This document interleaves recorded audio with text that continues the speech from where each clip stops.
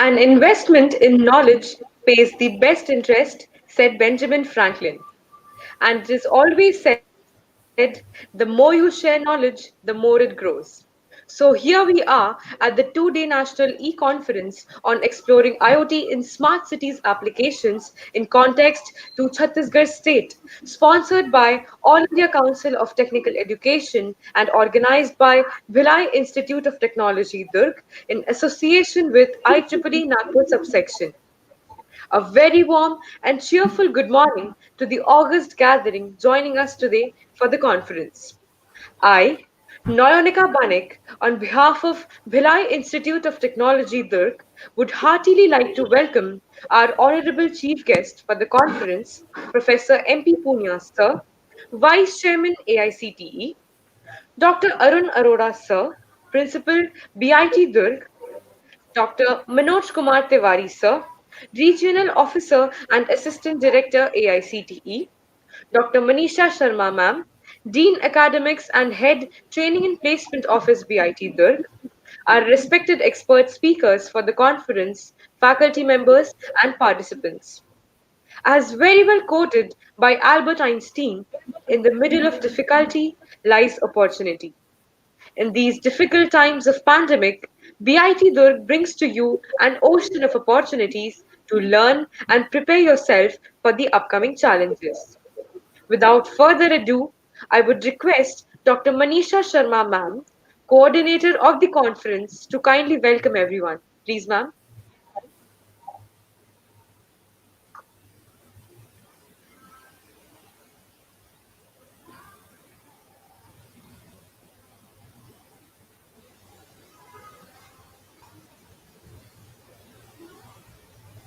A very good morning to all.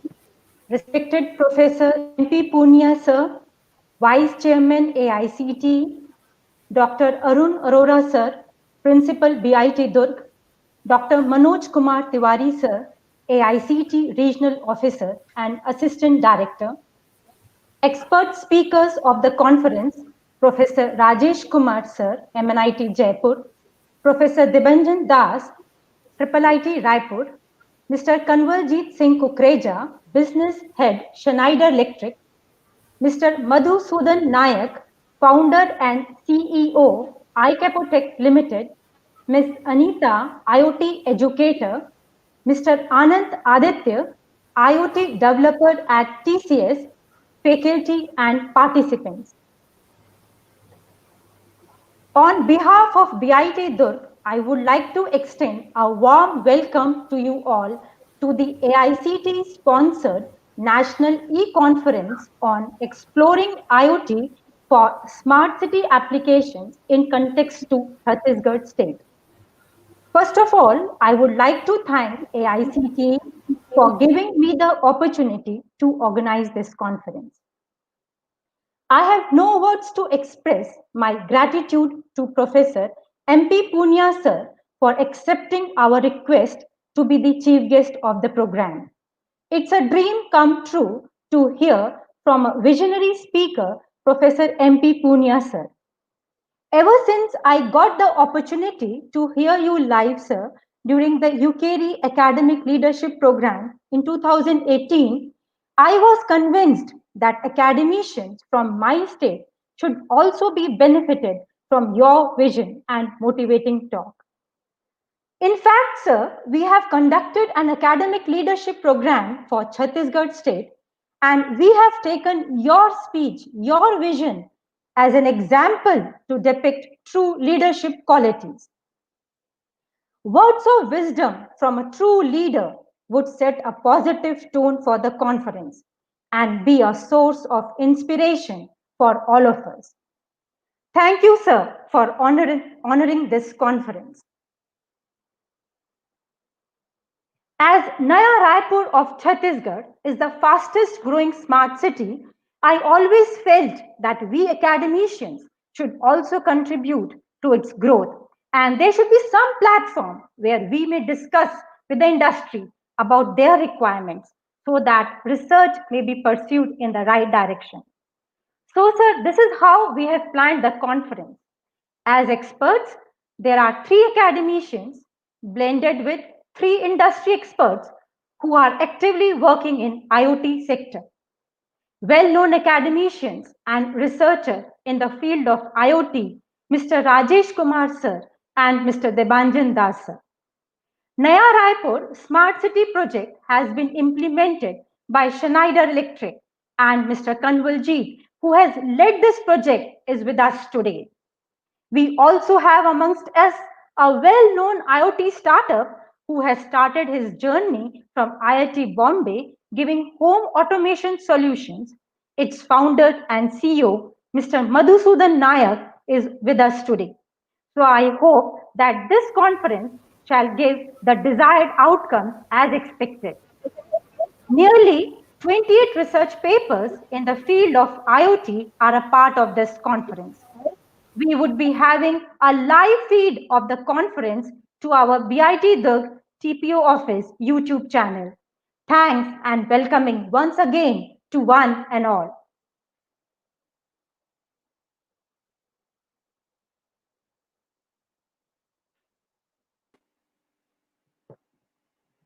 Thank you so much, ma'am. Now, I would request our Honorable Principal, Dr. Arun Arora, sir, to kindly address the gathering. Please, sir. Good morning to all of you. Respected Professor MP Punia, Vice Chairman AICT, and the chief guest of this function, Dr. Manoj Kumar Tiwari, AICT Regional Officer and Assistant Director, Professor Rajesh Kumar from MNIT, Jaipur, expert speaker, Dr. Rajesh Kumar, expert speaker for this conference, Mr. Madhusudan Nayak, Mr. Kanwaljit Singh Kukreja, Dr. Debanjan Das, Dr. Anita S. Divakar, Mr. Anant Aditya, all the speakers are for this conference, Dr. Manisha Sharma, coordinator for this conference, dear participants, ladies and gentlemen. First of all, I welcome you all in this opening ceremony of this today conference on IoT for smart city applications in context to the Chhattisgarh state. We are honored to have Professor MP Punia as the chief guest for this online opening ceremony. Sir, under your dynamic leadership, AICT has really been helping the institutes in these remote parts of the country to reap the benefits of various schemes. BIT Durg is indeed fortunate to be one of the such institute to have been given the opportunity to organize an AICT sponsored conference on the latest technology like IoT. As far as the BIT concerned, BIT Durg established in 1986, and it is the first self-finance engineering institute in the undivided Madhya Pradesh and managed by BIT Trust. It is first technical institution in the Chhattisgarh to be conferred with autonomous status by UGC from the session 2021. Our institute is affiliated with Chhattisgarh Swami Vivekananda Technical Institute, Bhilai, and we offer Bachelor of Technology, Master of Technology in 7 disciplines, and MBA, MCA, and PhD. With 35 years of rich standing, the educational in the educational field, BIT has also been ranked under the engineering category by NIRF. All UG programs have been accredited by NBA. The institute is also NAC accredited as A grade in Cycle 1, and recently the institute has received the third rank in AICT Utkrisht Sansthan Viskrama Award 2020 under the category 3. I, I hope this conference would enable the academicians and industry to understand the mutual perspective and enhance the collaboration between them. And I am sure that conference would be great learning opportunity for all the participants, and wish you all the best. Thank you very much.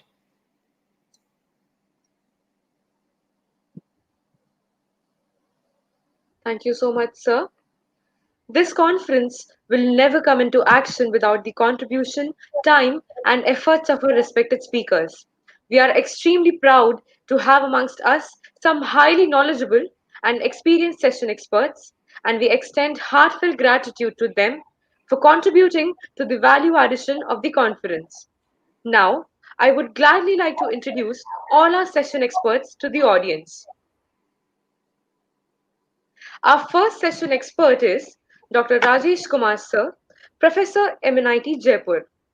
Dr. Kumar is a well-known academician and researcher in the field of IoT, and Sir's session will be regarding IoT-based solutions on electric vehicle management. We welcome you, sir. Our session expert for the second session will be Mr. Madhusudan Nayak, founder and CEO iCapotech Private Limited, an IoT-based startup, a Sign IIT Bombay incubated company focusing on home automation using IoT. The session will be on living things, making things alive using IoT. Hello everyone. Our session expert Our session expert for the third session will be Mr. Kanwaljit Kukreja, Smart Cities Business Head India Region, Schneider Electric. Mr. Kukreja has led the project of Smart City Naya Raipur, Chhattisgarh State from Schneider Electric, and hence Sir will be focusing on IoT enabled Greenfield Smart City of India, Naya Raipur in his session. Hello everyone. Welcome, sir. Moving on, our fourth, our fourth session expert for the event is Dr. Devanjan Das, Assistant Professor, IIIT Naya Raipur. Dr. Das is a well-known academician and researcher whose research focuses on IoT and sensors, medical IoT, and agricultural IoT. His session, to be conducted on day 2 of the event, will be on smart healthcare from healthcare to healthcare CPS. Our Hello session everyone. expert Our session expert for the fifth session will be Dr. Anita S. Devakar, Designated Partner AIEE EdTech. Madam is an IoT educator and has done her PhD in Educational Technology from IIT Bombay. Her session will be regarding smart cities, are we there yet? And another session expert, Mr. Anand Aditya, IoT developer at Tata Consultancy Services. Sir is also the co-founder of Repair Gully, and his session is all about role of cloud in IoT. We welcome you all to the conference and look forward to learn as much as we can from your experience and knowledge.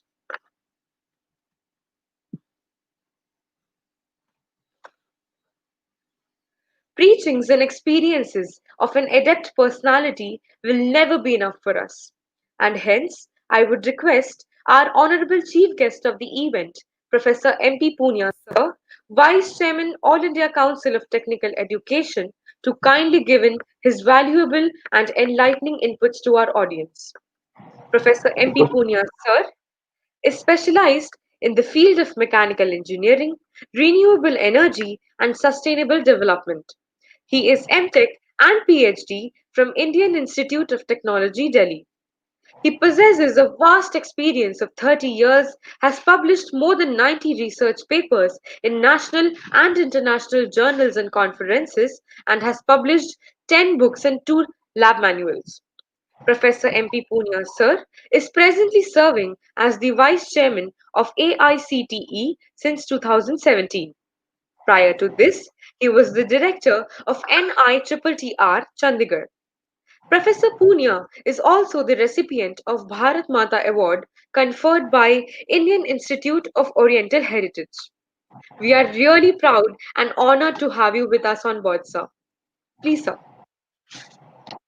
and thank you. Good morning, respected Dr. Arun Arora, the dynamic principal of this very old institute, BIT Dur. Dr. Manisha, coordinator of this conference. Dr. Rajesh, Dr. Devajan Das, Dr. Madhusudan Nayak, Kukreja ji, Dr. Divakar, even Aditya, the participants who are attending this very important conference. It is for 2 days, it is being said, and it has been funded by AICT. So first of all, I'll congratulate team BIT Durg for organizing such a very important conference and taking help of AICT. It's very good. Many proposals, particularly from state of Chhattisgarh, is coming for the purpose of financial help. In fact, we are waiting for good proposals, and it's very good that Manisha has applied for this one, and that benefit is being taken. State of Chhattisgarh is now at the forefront. I visited this new city of Raipur, Naya Raipur. It's wonderful the way it has been planned, the way it is coming up. It's a great visionary approach into this one.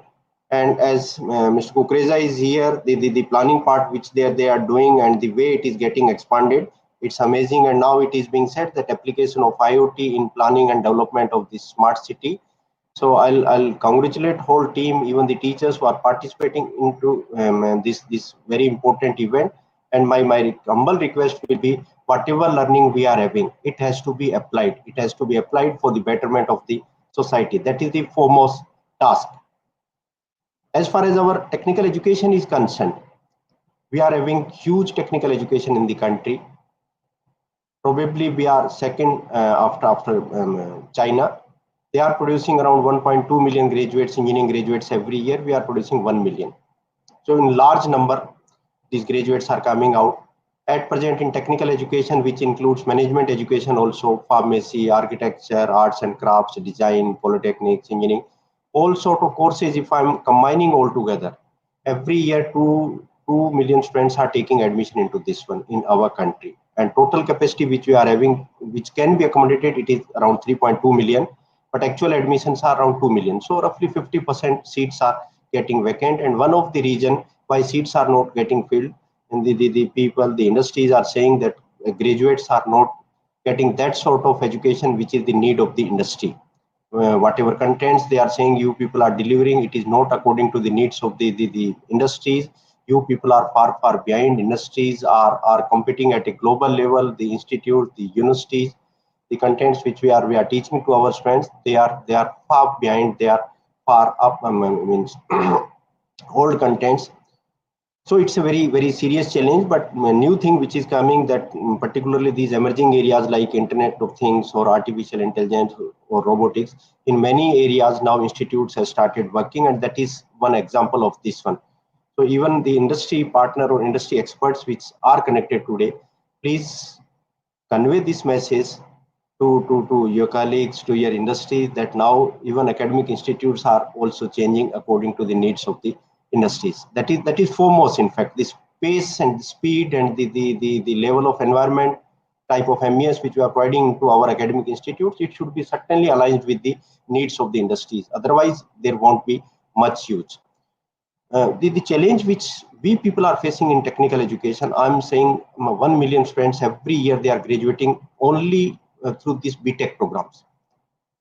Now, all these graduates which are coming out, their acceptance in the society should be quite high. And not only in our Indian conditions, anywhere in the world, our graduates should be able to go, they should be able to deliver, they should be able to dominate our sanskaras, our values, our traditions, our knowledge, our competencies. It should be in such a way that we should be able to prove, our graduates should be able to prove that we people are different. We Indians were different. Yes, thousands of years back we were dominating. Even today we are at the same level, but that sort of confidence we'll have to build in our academic institutes. When we are discussing with industries that what problem you people are facing and in what way we should change, so first suggestion industries are giving, that your curriculum, the contents which you people are teaching, it is outdated, please revamp our curriculum. So first, the change which AICT has done around 3 years back, we have invited industries also, we have invited prominent academicians of the country, we sat all together and we said, whatever your needs are, according to that one, you please suggest to us and we'll revamp this whole curriculum.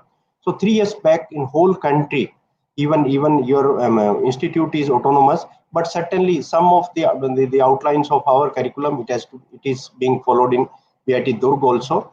So we have revamped this whole curriculum, and same time industries said that the number of courses or the credits which you people are forcing on the students, those credits are also very large. You are saying in 4 years they'll have to earn some 220 credits, so it is very heavy curriculum. And many of the subjects which may not be of the present requirement, you please remove that one. So second step which you have taken, in place of 220, now it is 160 credits only. So load on the students, it has been reduced, and the space which has been created, and due to the removing of the subjects, we have put mandatory internship for these students. We set some induction program of the students, orientation of the students when they are entering into our academic institutes. Then their more inclination should be towards some innovations, creating some useful new products. Whatever ideas they are having in their mind, they should be able to convert those ideas into some useful product which can benefit the whole society. They may be having other also so dimensions into the personality. Those strengths also, it has to be explored. Students should be given opportunity, the autonomy to the students, it has to be given. Pressure on the students, it has to be reduced. So the curriculum means number of credits also, it is now only 160. Mandatory internship we have put into this one, induction program, some component of virtual laboratories, some component of this innovation through Smart India Hackathon, some competition we have. And even principals, Professor Arora was saying that Vishwakarma Awards type activities, where students are supposed to go into the villages, how our technical know-how can be applied for the development of rural areas also, so that income in rural areas can be enhanced. So the connect of this education, connect of the learning which is taking place into our academic institutes, how it can benefit to society. So these sort of initiative we people have taken. And same time we had one committee for creating one perspective plan for whole technical education, what we should teach, what new subjects we have to add into our curriculum, so that the demand of our graduates or contribution of our graduates can be improved. One committee we had under the chairmanship of Professor Mohan Reddy. He is chairperson of IIT Hyderabad, and he otherwise is a entrepreneur, prominent entrepreneur. So that committee has suggested that in addition to the conventional courses which we are having, you please add IoT, you please add artificial intelligence, you please have subjects related to data sciences, related to cyber security, related to robotics, related to 3D printing, machine learning, deep learning. So in those areas, they have suggested that in these areas, you please start some BTech programs. So this year we have started one special BTech program in artificial intelligence and data sciences. Now all the institutes in the country, they can take that program, and we have given around 3,000 institutes, they have taken that program. So in that emerging area also we have started that work. And in remaining areas, probably from next year we'll be offering complete BTech program. Even some additional 20 credits any student can take, they can earn. Say someone is in civil engineering, and as a minor he can take some 20 credits related to artificial intelligence also. So his BTech degree will be in that core area. Suppose he is mechanical engineering, he is having subject mechanical engineering. So his BTech will be in mechanical engineering, but minor he will be having 20 credits related to artificial intelligence. So it will be a combination of these two. So certainly his confidence level will be quite high, and his usefulness will be higher. We are tied up with Urban and Housing Development Ministry also, and under which these 100 smart cities are being developed. So under that tie-up which we had, we have created one portal. It is basically for helping these smart city development program, as well as and they are having some 1,000 the municipalities, in fact, in the country, where a lot of activities of construction is going on. Maybe construction of roads, maybe construction of building, maybe construction of water, sewage treatment, everything. So they wanted connect of AICT, our AICT graduates, which already it has been passed, particularly civil engineering, mechanical, electrical. So those graduates who are waiting for job, through that portal, we are connecting them with Urban Development Ministry, and even those friends may help into the smart city development also. During last 2.5 months, around 20,000 students it has been connected with this one, and even students who are pursuing their BTech, they can also join for their internship through that portal. So it is AICT internship portal, and on that one, this Urban Development Ministry is our partner. Even we are having partnership with NHAI also. There also enormous number of opportunities for internship it has been created, so students can take benefit of that one. We are having special cell on innovation. MHRD is giving enormous funding for that one, and under that one we are doing the Smart India hackathon competitions, software hardware competition. Then if some good ideas of the students, if it is there, and some innovative activities in those areas, if it can be started, if those sort of projects are there, AICT is helping up to 10 lakh rupees to group of students, maybe 2, 3, 4, 5. That group of students, they can take the benefit of this one. We are having a now scheme in the name of AICT doctoral fellowship. Any MTech student, if he wants to pursue their PhD, maybe in these emerging areas or in other areas which is of the mission of the country, which is need of the country, in that case we are providing complete scholarship, which is being given by MHRD or IIT. Around 40,000 rupees per month we are giving to the student, and 1,000 scholarship every year it is available for MTech students for pursuing their PhD programs. Now we are having one scheme in the name of Idea Labs also. If any ideas are there and students are motivated to work into their institutes, utilizing those facilities which have been created by the institute in the name of Idea Lab, we are saying to the institutes that you please take money from industry, say 50 lakhs, or you yourself spend 50 lakhs. AICT will be adding into that one 50 lakhs. So 50 lakh from industry or institute itself, 50 lakh rupees we are ready to pay. So that sort of environment we would like to create into the institutes. When again point is coming, the acceptance of our graduates. One was the curriculum issue. Another one, industry said that your processes of teaching which is there, the way teachers are delivering into the classes, that mechanism also it has to be changed. It is being said by the industry that you people are forcing inside the classes for 60 minutes in a week, 30 hours, you are continuously bombarding the contents of the students, and they are doing mugging. There is no use of those contents. In fact, application of that knowledge which what they are capturing, it is not there. So they said you change your curriculum, you change your processes of teaching. Even they said you change the examination system also.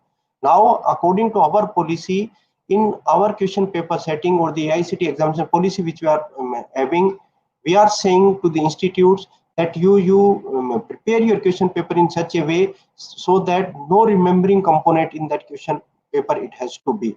We should not be asking from the students that how many wheels car is having. We'll be asking similar questions, but we'll be asking there are 4 wheels in the car. Why 4 wheels? Why not 3? Why not 2? Like this one. So comprehension part, application of the knowledge, then creativity of the students, or the synthesizing of the problems, or higher level of learning shall be tested through our examination system. So that examination pattern also we have changed. Industries are blaming that your students are unable to take decisions. They are saying they are unable to solve the problems. They are unable to work into the teams. Their dedication towards job, the ownership which they are supposed to take into our industry, that component is also missing. In that sequence, we have given one assignment to Stanford University. That industries are blaming that your students are not creative, they are unable to take decisions, they are unable to solve the problems. Where are the bottlenecks? What are the shortcomings in our graduate? Or if shortcomings are there, in what way we can improve those shortcomings? So under that tie-up which we had with Stanford University, team of Stanford University, they have gone to our schools. First of all, because whatever students we are getting from school education, that is our raw material. If our raw material is weak, then certainly these type of problems will be coming. So we said to Stanford University, AICT said to Stanford University, please visit our schools, see our mechanism of delivery, the mechanism of learning, the mechanism of assessment, in what way that education is getting imparted to our students. They have gone into many schools of our country, and particularly in class 11th and 12th. Around 7-8 months back, they have submitted that report. They have given that report. According to their report, in three major areas, particularly problem solving, decision making, and critical thinking. In these three areas, our school going students are weak, and even they are compared with Chinese and Russian students also of same age group. Means Indian students, Chinese students, Russian students who are going to the schools in this class 11th and 12th. So according to their report, our Indian students are far inferior as compared to Chinese and Russian students in these three areas. When we try to assess that why our students are inferior, one side we are saying our Indian students are most talented, our students are dominating throughout the world, our doctors, our engineering graduates, our lawyers, everywhere they are bringing laurels for the country. Why they are weak?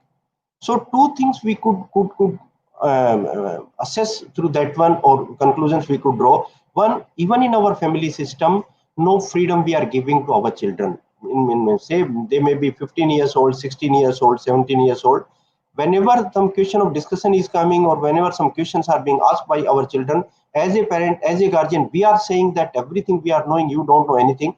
So that sort of autonomy is not available into our families, and even school system also not much autonomy we are providing to our students. Just say routine classes are there, 7 to 1:30 students are going to the classes. Finally, when examination is there, only mugging component is there, and it is on the basis of the percentage which they are having. That way the quality of the students are being assessed. We never are asking what they are able to do. In fact, whatever the percentage may be, but if they are unable to deliver, there is no use of that one. But beautiful part of that report was, in that report, Stanford University visited our universities also, and many of the colleges also. And their conclusion, when they entered into our colleges and universities, and their conclusions are, learning curve of our Indian students are much faster as compared to Chinese and Russian students when they are entering into colleges and universities, when certain level of autonomy is available, when students are able to work in team, in groups, they are doing experiments in the group, they're presenting seminars in the group, they are going for some technical tours, they are organizing some competitions. So when they are working in groups, when certain level of autonomy is available, that time our students are doing wonders. So that was a good thing. And according to that one, the space in the curriculum, we have given credits, we have reduced, and that space we have given to the student, so that as a team they can work, and some useful output for the betterment of the country they can do. So these many changes we have done. I'll be requesting to Professor Arora Saab. Arora Saab, give autonomy to the students. Allow them day and night, whatever they want to do. They may be having some 100 ideas. Out of 100 ideas, 99 may be wrong. But something new through that remaining one idea, it will be coming. At least their confidence will be quite high. So the efforts which we people are doing, that in place of the conventional teaching inside the classes, give opportunity to the students outside the classes, whatever it is happening, even in city of Raipur, many activities are there, particularly for civil engineering students, particularly for electrical, mechanical, computer, IT, everything. The application of IoT you see in smart cities, allow them to go out, learn whatever they want to do. Anything which they are learning outside the classroom, I think that will be much more useful as compared to what we are forcing inside the classes. We teachers will have to change our thinking process also. The generation which we are having here, they need partnership, in fact, with teachers. And we don't want to pressurize them, but we want to become their partner, we want to become their enabler. In fact, we should have that type of professional relationship with them, so that it should not only in our institutes, even when they are in after doing graduation, when they are in field, that friendship also it has to be continued. So as a partner, we people will have to work. There is enormous opportunity in our country, even outside our country. Students are talented, enormous energy they are having. If some quality environment we are providing to them, I think they'll be doing wonders. New education policy is in front of us. Huge flexibility it has been provided to our institute, to our teachers, to our students also. AICT is also working in that direction. We are ready to help up to the any possible extent, particularly to teachers and students. I'm requesting, please do come forward. Due to the scarcity of money, I think the development should not be stopped. We are having enormous money. Quality proposals, good proposals should come to us. These type of conferences which are organizing in India, even outside India, you people are going for attending these type of conferences. We are ready to help, even without assessment. Now we have taken decision that if IEEE is partner, or some prominent societies are partner into the conferences. Some 700 conferences we have identified. In those conferences, you people can attend, you can submit your papers, you can publish your papers, you apply us and just apply us. No assessment will be doing. If you are participating into those prominent conferences, will be giving funding. In these emerging areas, IoT, artificial intelligence, like this one, we are having now a special academy, Atal Academy, where this year we are conducting 1000 teachers training program. Already 500 programs we have conducted. Even we are connecting school teachers also, because in new education policy in schools they'll be having component of artificial intelligence and robotics. So school teachers are also getting connected. Till date, around 1 lakh teachers it has been trained into these emerging areas. Now our industry partners are also here. I'll be requesting them, please do join hands with us. Only AICT can't do miracles. Only Durg can't do miracles. Only industries can't do miracle. If you are joining hands all together, if you are having a strong bonding, if you are having a strong understanding, and whatever expertise we people are having, if you can join hands and if we can integrate every sort of expertise which we are having, I think country will grow, our GDP will grow, happiness in the society will come, and the progress which we are expecting in time to come, certainly those targets will achieve. Thank you very much for giving opportunity. My special thanks to Manoj, who was behind me and who is the key person in helping in organizing this event. Manoj, keep on doing good work. Enormous expectations our institutes are having from us. We are not the inspector, we are the enablers. In fact, we should be the partner of these institutes. Our teachers should be strengthened, they should be empowered. And finally, our products in the form of students which is coming out, they should be something very special. Best wishes. Thank you very much. Sure, sir.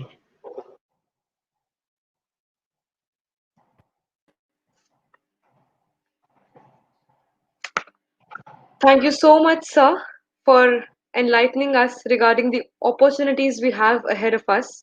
And I'm sure we all will take out the best of our technical education and turn out to be really efficient engineers in the upcoming years. We are really honored and obliged to have you here with us. And now I would request our Honorable Principal, Dr. Arun Arora sir, to kindly give away the virtual token of gratitude to our Honorable Chief Guest, Professor M.P. Punia sir. Please, sir.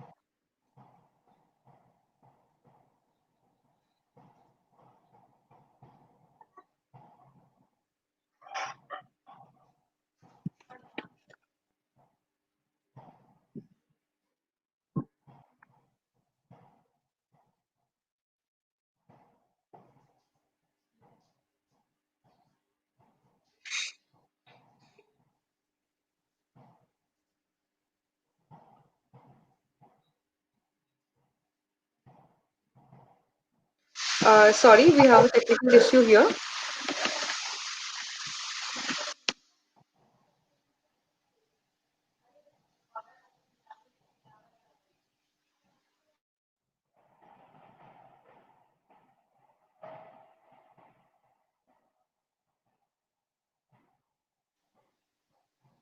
Sir, we would like to present to you a small token of gratitude from Thank our you. side. Thank Thank you you. so much Thank for you very joining much. here with us. Thank you. Thank you, Thank sir. you. I'm honored.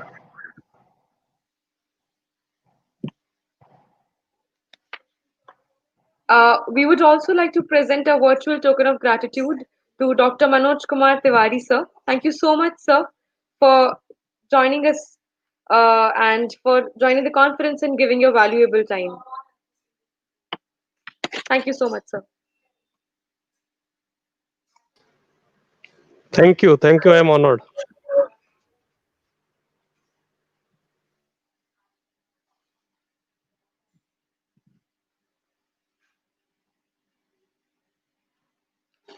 With this, we come to an end of the inaugural ceremony. I hope the upcoming sessions will turn out to be an amazing platform for exchange of knowledge, and we all will make out the best of it. We will be beginning with the very first session shortly. Thank you.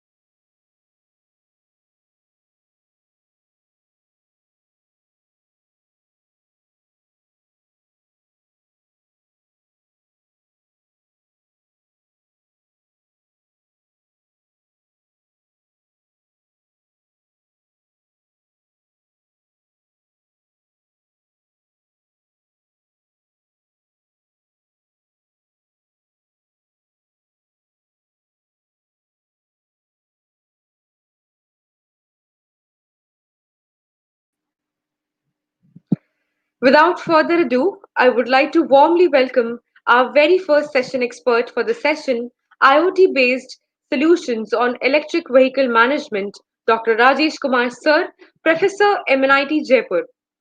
Dr. Kumar has received his B.Tech degree from NIT Kurukshetra, the M.Tech degree in Power System, and the PhD degree in Intelligent Systems from MNIT Jaipur. He was postdoctorate and investment He was postdoctoral research fellow in the Department of Electric and Computer Engineering at the National University of Singapore from 2009 to 2011. Sir's research interests focus on intelligent systems, machine intelligence, power management, smart grid, and robotics. Dr. Kumar has published over 450 research articles, has supervised 20 PhD and more than 30 MTech theses. He has 12 patents to his name and has received 3 academic awards, 12 Best Paper Awards, 6 Best Thesis Awards, 4 Professional Awards, and 25 Student Awards.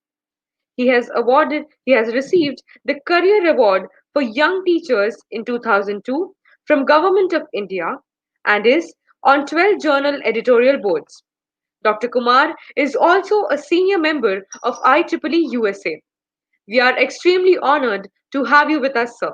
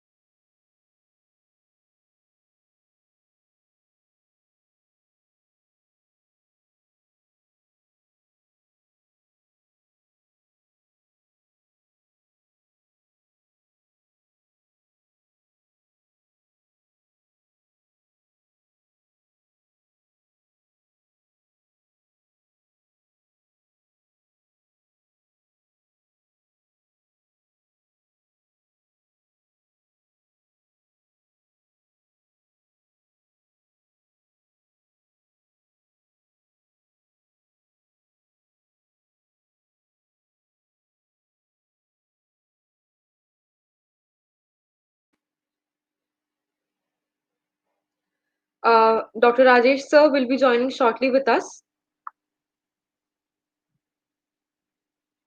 He'll be joining in a few minutes.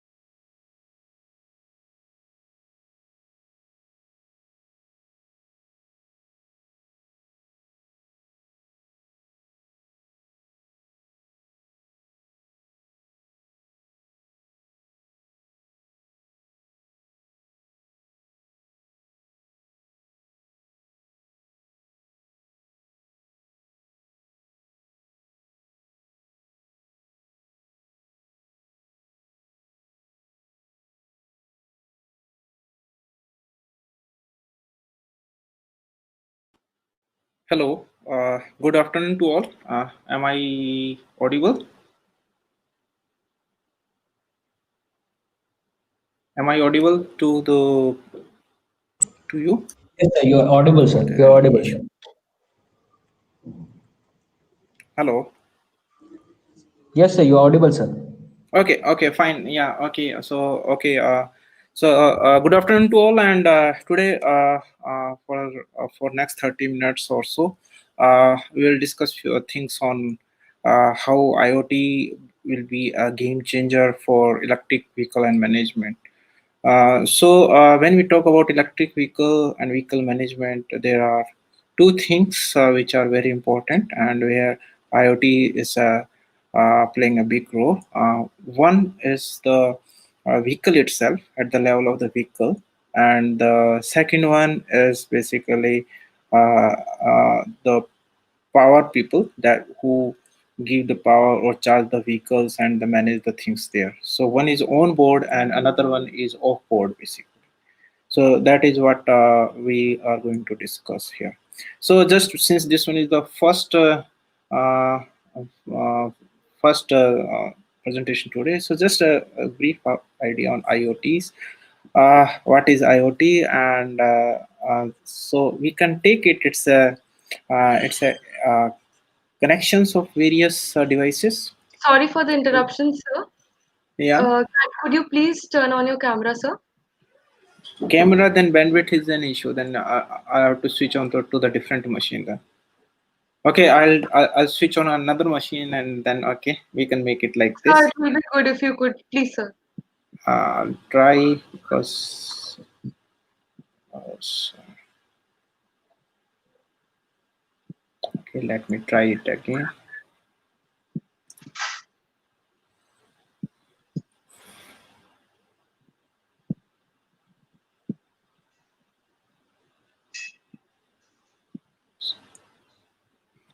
So is it okay now? Yes, sir. It's perfect now. Okay.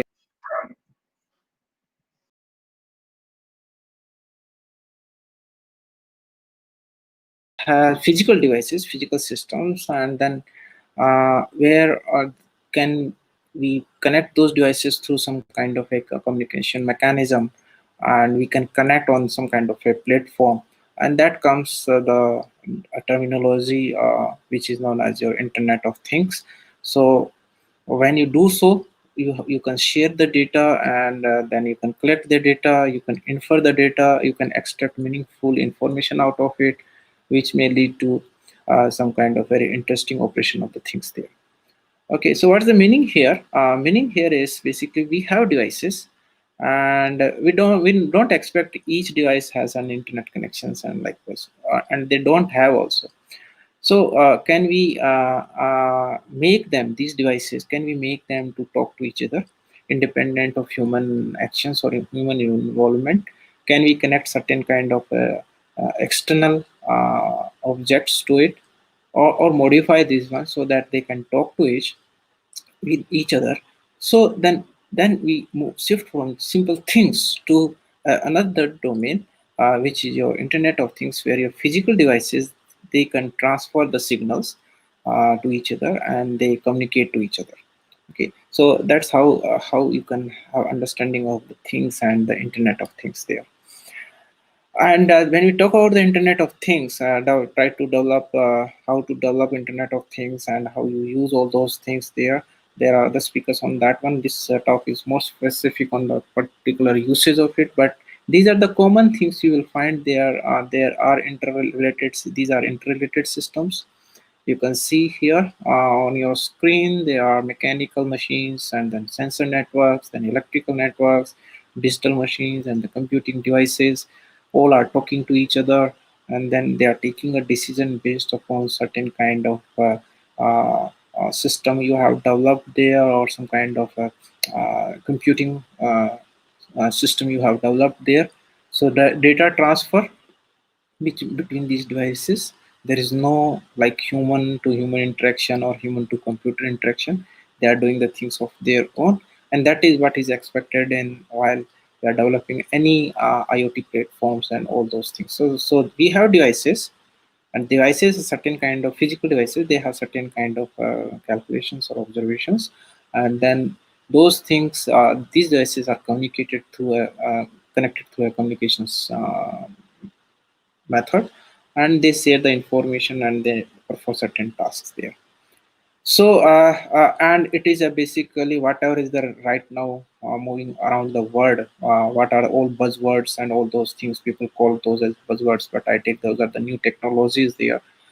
They converge to this platform. So whether it's machine learning, or it's a sensor network, or it's an embedded system, or real-time analytics, all these things, these are possible or feasible or realizable with such type of devices.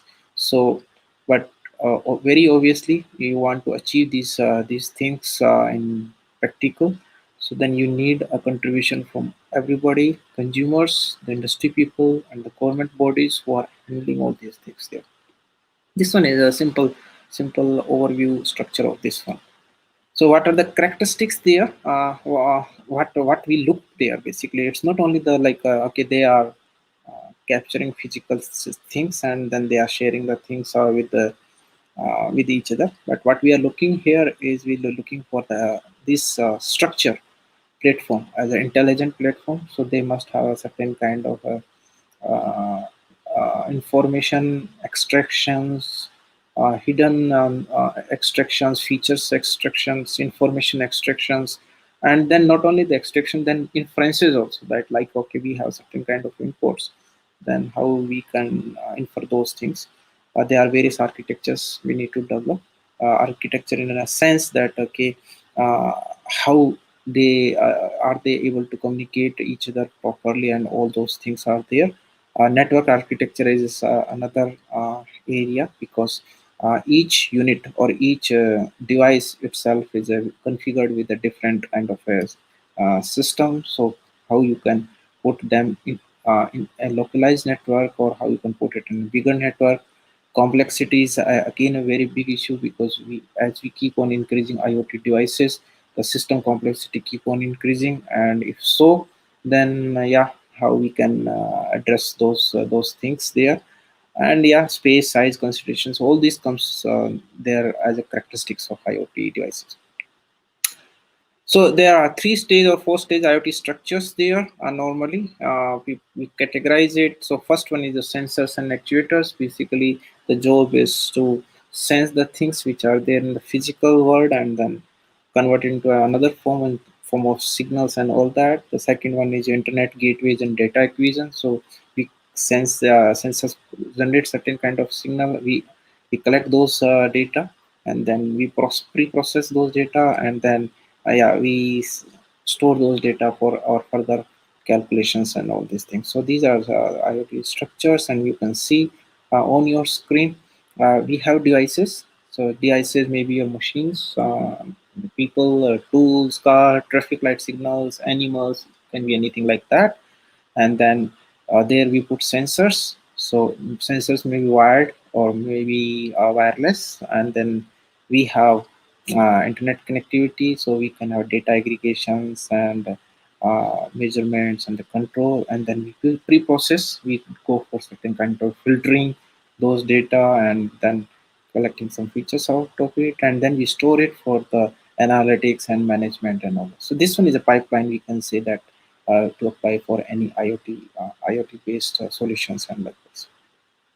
And where it can be used, it is everywhere. Okay, so just I very fast I go through the various applications, and then we move to the our core target. And so the areas are industrial internet, we can go for it. It is being used in farming. We have some experts from that domain there. I, I hope they will talk more on that one.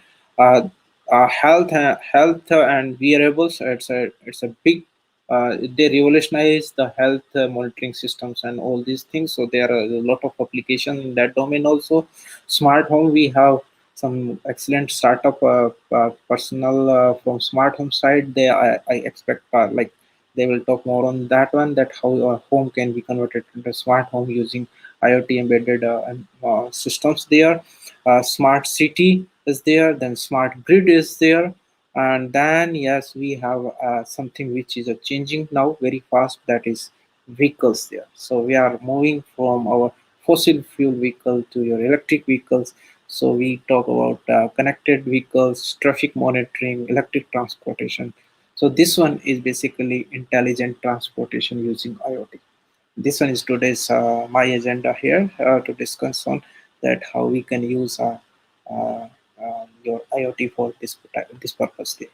So when we talk about your transportation, so these are the various sub areas, you can say, where uh, applications are open, like traffic control, and then parking, then fleet management, then V2X communication. I'll discuss more on that.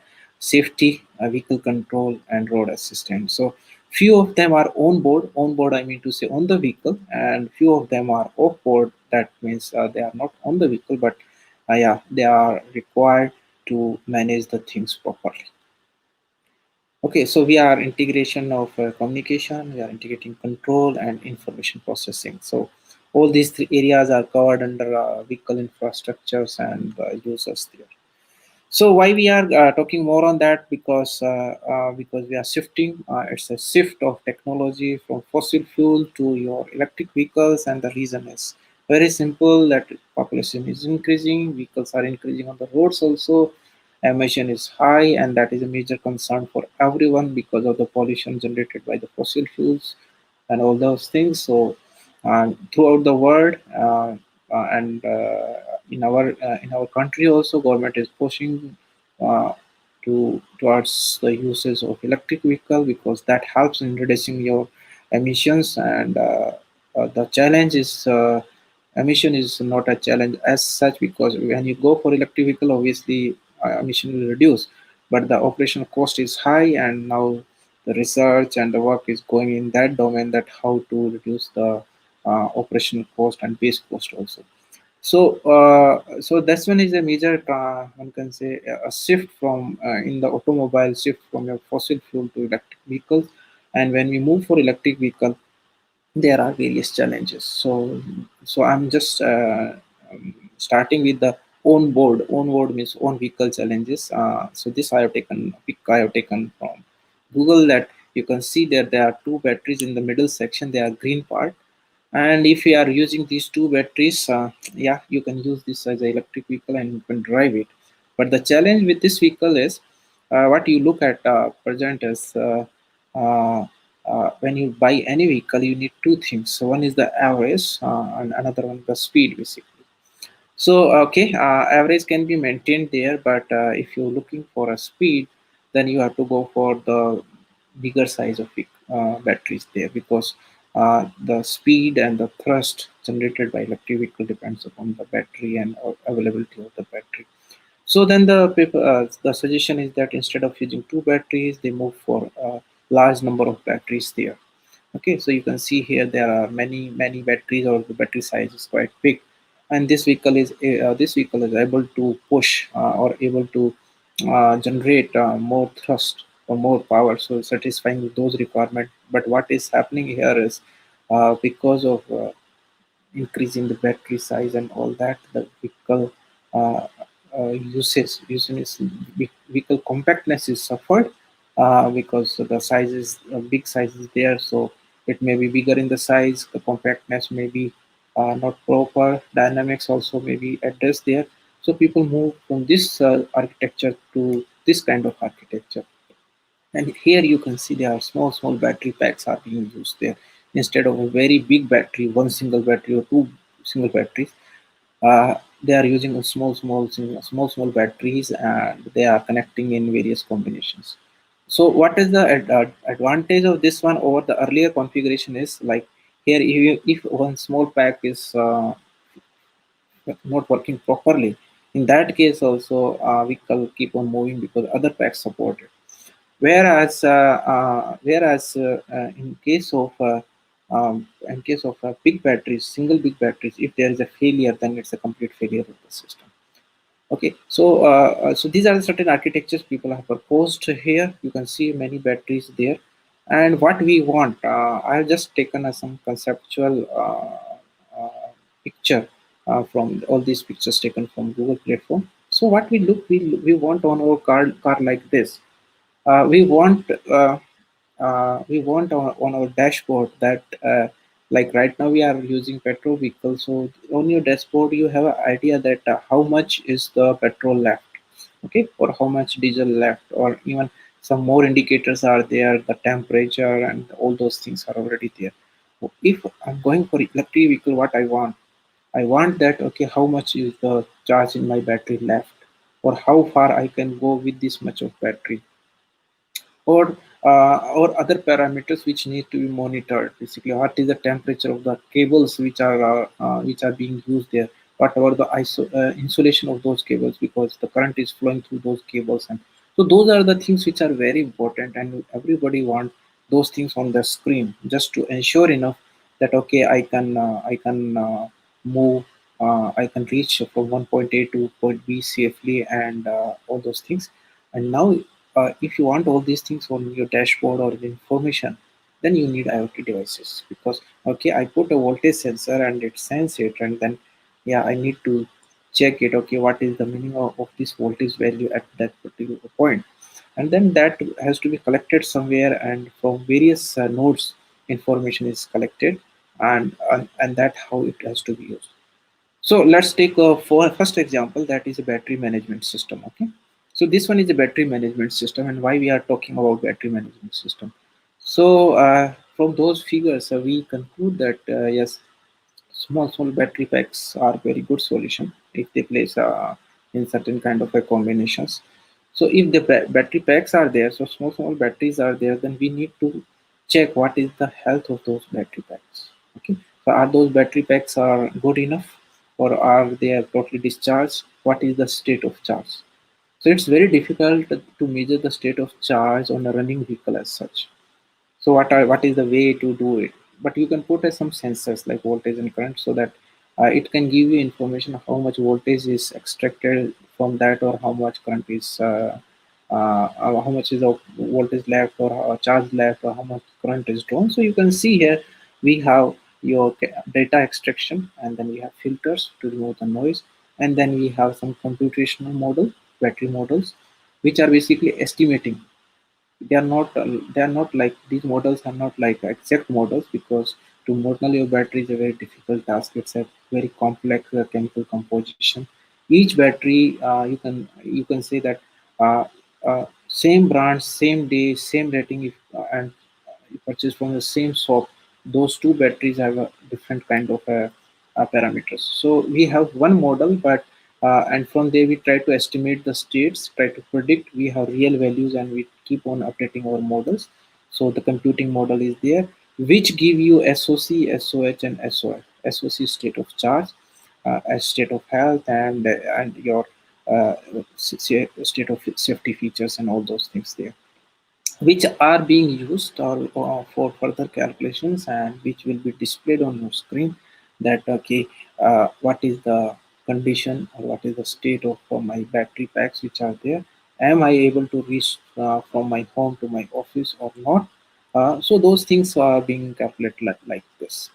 See, this one is just one to show you one diagram how the batteries are there being connected there, and all these things.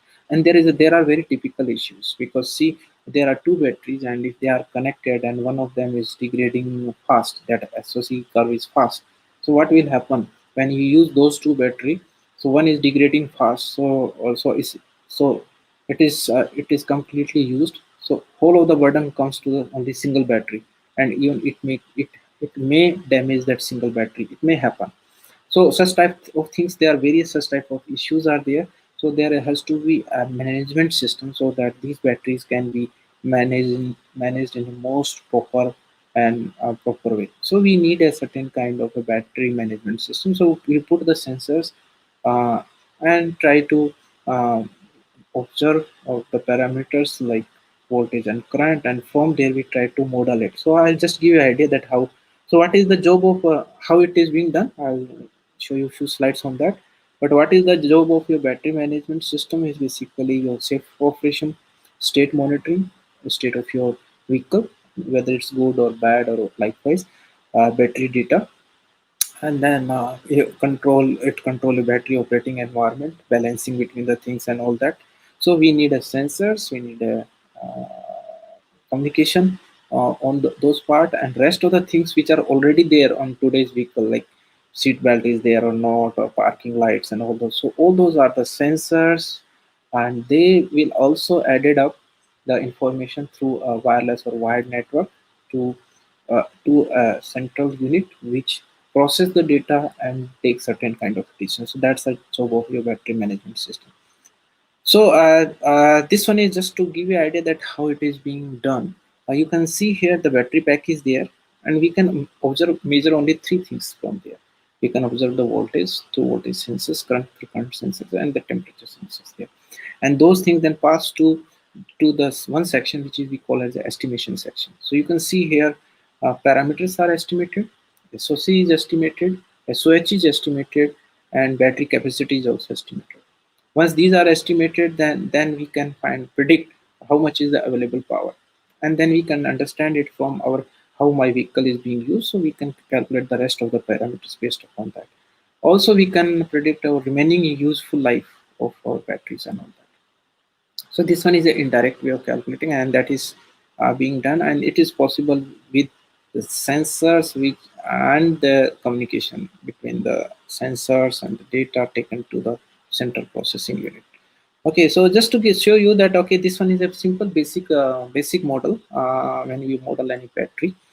And even if I take only a very small circuit, okay, so if I omit my short transient curve here, short transient components here, so I take only R0, R1 and C1 to model my battery. And so if you try to model it, you can see it is having around 34 variables. You can see the equations there. There are 34 variables we need to adjust, we need to find out for particular battery, and these 34 variables, they vary from battery to battery. And these 34 are there if I am taking only one RC combination. If I increase the RC combinations, then these models they increases basically. So that is how the things are being taken there, and we calculate these things. Calculate these calculations are which are non-linear in nature. They consist of, and they are dynamic also. They change with the time also. So people have used address these things by using some kind of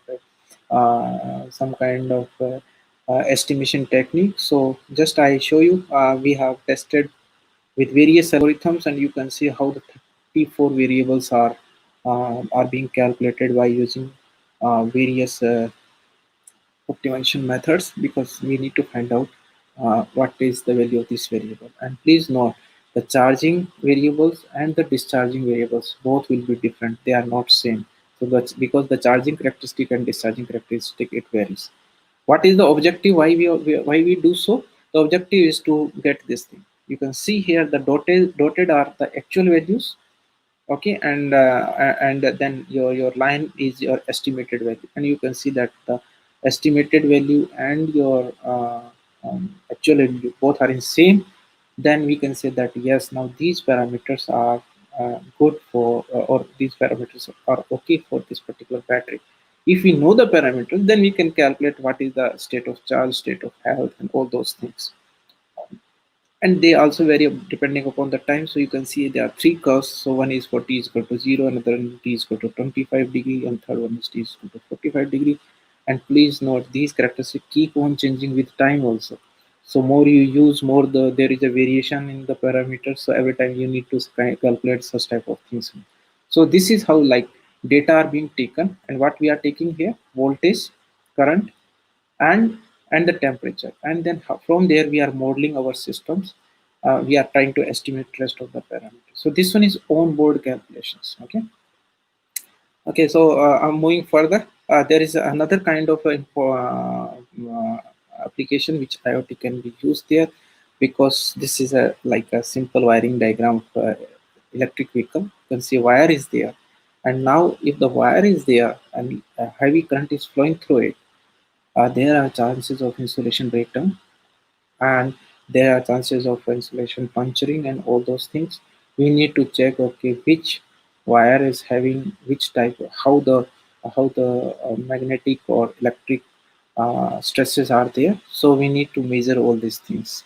So we need to check all these things, that how these stresses are being are there without load, with load, how much load they can take, how this one is varying, because it will help us to make our insulation system for our machine or car more robust, so that and safe also, because accordingly we can design our cabling in our vehicle. So this one is again another kind of application where we put the sensors and take the data and process the data in the different frames there. So these are the few of the figures, like variation with load, variation, temperature variations, and other factors are being taken there. These or conductivity variations are there. So many things are there, and these are only possible we have if we have live streaming of the data from there. Okay. So these are on-board issues. So now we discuss, yeah. we left with 10 more minutes, then we have to read. We are off board basically. Off board means I have electric vehicle, and one of the issue is they like charging of the batteries. Okay, so when you talk about the charging of batteries, we have various kind of configuration. One is I do the charging of my battery at my home, or we have charging stations, and there we go and get our vehicle charged. So if vehicles are more than, yes, we expect charging stations will be there where we go with our vehicle to recharge our battery. And then recharge of our battery depends upon various factors. And the first and the most complex is your human or consumer preference. So we have, when humans are there, they have, and we talk about their preferences, then many factors have come into picture, and to realize those things is really a big challenge. The second factor is peak load. That is from the electrical point of view. What is the peak load? How much load that particular node can bear, and all those things.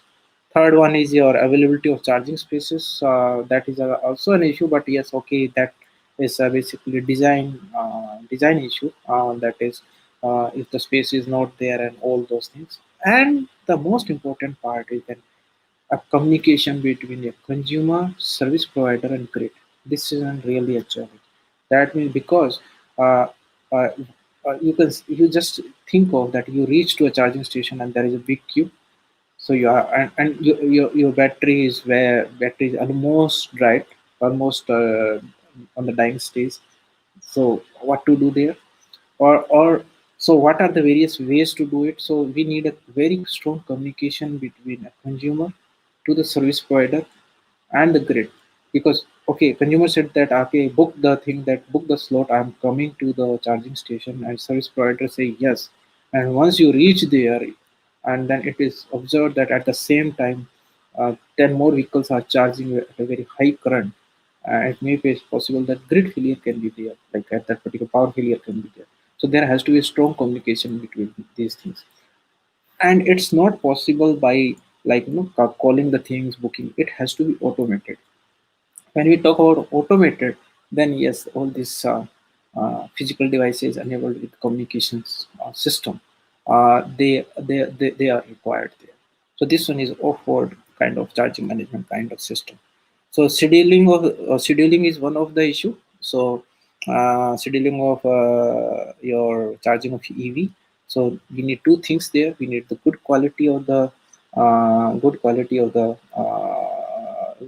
good quality of the one can say charging of your of your battery. And yeah, state of charge information must be known, because when you go there, then how much charge is required, that must be known. What is the time of scheduling, and then what is the availability of the charging stations and slots. So there has to be a continuous data communication between your vehicle and your charging station, and which gives, as soon as you reach there, it automatically or give the information very fast, that this is the quality of the battery, this is the state of charge, this is the time taken by the battery if you charge at this rate, and likewise. And those are very important aspects there. Okay, so another thing is like a real-time evaluation of grid. So low cost hours and low peak hours, because uh, and that is also again like estimated, because everybody wants to go for low peak hours because there are good chances of availability of the slots. Low cost is also very important, because right now it's not there, but in future it will be. Your charging or your rate of electricity rates will be your depending upon your load, or depending upon, they are load dependent or time of usage dependent. So those things are slowly building up, and they will come in a very big way. So we are looking for a time slot when the cost of electricity is low. So those things are expected there, and which are not possible otherwise if you don't have strong communication. Another one is vehicle network. So VNet is building up very fast. It is vehicle to vehicle communication. When they are moving on the road, information is shared between vehicle on the road. So they keep on updating the traffic on the particular road. Okay, and they are useful in road disaster management, because vehicle are talking to each other rather than you are looking at the, I mean, so like whether it's a red light or something like that, the vehicle are talking to each other, they are sharing the informations. So if this thing is happening there, again, it's a very big area, big scope to add your IoT devices there. And then vehicle to vehicle communication is there, and uh, when they are communicating, data storage is again an issue, that okay, how much data, how fast they need to connect it. So it is V2V is vehicle to vehicle, and V2I is vehicle to infrastructure, which is external basically, so connecting the information there. So there are many V2 types. So V2 everything, that is vehicle to vehicle communication is one, vehicle to infrastructure is second, vehicle to the network is the third, vehicle to the device is the another one, vehicle to the pedestrian is another one, and vehicle to the grid is another one. And as time progresses, we are expecting there are more vehicle to X factor. So these are the various networks. So when you talk about all these things, uh, connectivity means these are the physical devices on one side, but they are talking to each other, means there is a certain kind of a communication network between them. And if it is so, then yeah, the devices and the platforms are they capable of talking to each other, and all those things, those challenges which we have discussed in the earlier slides, they still exist there. So those things are there. And yeah, storage is a big issue, because as progress, then we have more and more information. And then computing is mm, again a challenge, because we have very big data which is being stored there. So there is something like some one example, that like okay, we talk about vehicle traffic control and vehicle network there. So there are light indicators where sensors are there. Sensors tell the estimate or calculate various parameters, like what is the traffic flow rate, what is the volume of the traffic, and then we can take over what are the modifications can be possible. And then the suggestions goes to the local controller unit, it may move to the main controller unit, and then things are taken automatically. What we are expecting in future is not like okay, here the red light, everywhere the red light is for once, say 40 seconds, and yellow is for this much. It has to be a dynamic. On certain section of the city the traffic is not so much, so can we it be automated basically in that way, that dynamically they keep on changing. And if the traffic is more, instead of doing it manually, is it possible that okay, it automatize itself, it estimate what is the traffic on the road, what is the traffic movement, and based upon that it do the things automatically. So when we are looking for everything automation, we have to see for the things which are related to this domain, and that's why this domain is very important domain for vehicles, electric vehicles on board and off board there. And there is a certain kind of some kind of confusion. This one hopefully will be the last slide. We need to understand there, understand the difference between the two things. One is your CPS, that is cyber physical system, and then IoT. And so let's understand it's that IoT consists of, I did just read the definition which is being used at various places. That is, IoT consists of a uniquely identifiable and internet connected devices. CPS requires a relation between complex and software. To make it clear, we can see here. So if it is a electric vehicle, if it is a vehicle which is autonomous vehicle, so CPS is autonomous vehicle with no connection outside the vehicle. Whereas IoT is autonomous vehicle with V2V, V2I, V2 and connections and all that. So many times we have a confusion between CPS and IoT. IoT is on a bigger picture, and it has to be taken care because it give you another level of protection and safety. If you watch the things carefully, wherever you are using IoT, it introduces another level of safety in the system which are being used. So these are the few examples and the work which we are doing, and people are also working on this one, where we are trying to connect your IoT for the management, onboard management, that is your battery management, and off-board management, like your vehicle traffic management and all those things. So that's all. Thank you from my side, and now I'm open for the questions. So if you have any questions, let me know. I'll try to answer your queries there.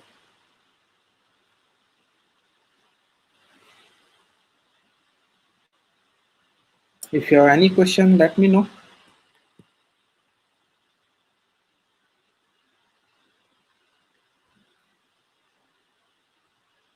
Thank you so much, sir. We have a question from Sohail Ahmad Khan. And Mhm. what are the skills needed for an electrical engineer to enter the EV sector? Okay, as such, like, okay, when we talk about the electric vehicles, you need to check it which section you want to hit in. One is your drive unit. So, if you are interested in moving to that section, you must have a good knowledge of electric machines, power electronic, and control mechanism. If you want to work on or you want to develop as a person who's developing your intelligence to it, then you need to know how to handle the data, filtering the data, pre-processing the data, some kind of machine learning methods, and how to display those data. So that will be the intelligent one. Also dashboard unit as such. You can also work on the side of your battery. So we have batteries, and then battery management system, and battery characteristics, and battery modeling, and all those things. So that's another area. So there are various areas which if you can push in yourself if you are looking to work in this domain. These are on board I am talking about, and off board is open because here many things are happening. There are lot of scope. You can take any of the part, like vehicle to vehicle connection. It itself is challenging because both vehicles are moving, and they are communicating also, and then they are transferring the information. Their speeds are different, and their communication issues are there. So a lot of scope. This area is totally open for all the researchers from mechanical, electrical, electronics, computer science, and IT as such. So I think I'm able to answer a bit of your query. Any other question there? So what are the skills needed? These are the skills, like, okay, you need to check it whether you want to, or you want to address these issues of your EV as a communication engineer, or electronic engineer, or as a IT specialist, or as a machine learning or AI expert. So first you need to decide that one, and uh, uh, things are means like open for you. Any more query?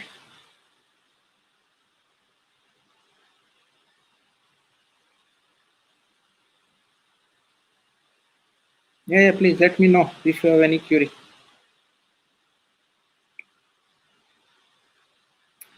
Charging station setup is a problem because electric lines do not cover entire India. Yeah, that is a issue. That is a very correctly. Even not only like they are not covering entire India. Even they are covering also. We have network which is stressed network. So we need to find out. We need to find out that okay, what are the location. So that is basically another problem. So sizing and siting of charging station. Okay, so if you take a particular location, say city of Delhi or city of Inaugural, so what are the good points where you can place your my charging station? And there are many factors comes into picture. Uh, First issue is what should be the size. So sizing is the issue, and the second one is siting. Siting contains many things. One constraints are your from power system point of view, that okay, whether availability of power is there or not, or your node is stressed node or not. And the second issue, which is again a big issue, that is basically from the customer point of view. Nobody wants to a charging station outside the city. Everybody wants near to its home and place. So, and then you have to make a balance between those two. So yes, really it's a big challenge. And uh, yeah, with time, I think we have certain solutions for this also. People are working in this domain, siting and sizing of your charging stations. Again, the charging station also, we need to take care of whether, okay, how fast, because we can charge the battery from hours to minutes. So What is the key thing there? Key thing is you keep on increasing the voltage and current level, so you can charge the battery very fast. But whether the line there or the power node which is there, that is able to give that much of availability is another issue there. Yeah, any more? Connectivity, mass production, investment, rollout, public involvement are the challenges. Yeah, it keep on. Basically, see, these keep on there, but yeah, uh, right now the challenge is major challenge is basically the cost. So if the cost cut down, and you will find that okay, charging is also feasible, and at home people do so, but yeah, if the charging stations comes nearby and all those things, you also feel good because there is no carbon emission. Big cities, they are suffering from these issues in a very big way. They have a lot of issues because pollution is a major issue, but we need to find out a solution for that one. So whatever you are saying, these are really these are the challenges, and as a for charging station, we can install solar panel on the roof of the existing petrol pumps, which would generate cheap electricity and no extra infrastructure needed for charging station and eco-friendly. Not much impactful, but yes, it is there, and some research work we have also published in that this domain also, that like on the charging station, if we add extra thing which is using your solar panels and all that, that will help us cut down the price of it. But yeah, still we need to check the things in a way that we need a huge amount of power for a very short duration to to charge our vehicles, because everybody wants to get the vehicle charged in a very short duration. Nobody will I think agree on this one, that okay, you go to the charging station and wait there for 1 hour to get your vehicle charged. So those are the issues there. Your solution, this people are working on it. That okay, let's implant this solar panels and then use that electricity also. And very obviously, if you do so, the charging cost reduces. Is it autonomous vehicle systems required in EV? Not as such, but we are developing autonomous vehicle. So then, yes, some part is there. You can see nowadays ads are coming where auto parking system are already there in the vehicles, new generation vehicles, or they have one can say vehicle avoidance techniques are there, obstacle avoidance sensors and approaches are being used there, or or if you are running on already most of the vehicles they have a cruise driving mode are there. So many things people are adding in a small sections, but maybe yeah, people are working, and they are looking for autonomous vehicle system also, and auto drive vehicle also.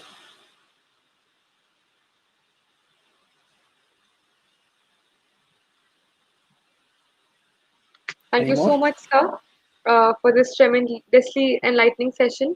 And we are really honored and obliged to be a part of this. Here we present to you a small token of gratitude virtually. Yeah, okay.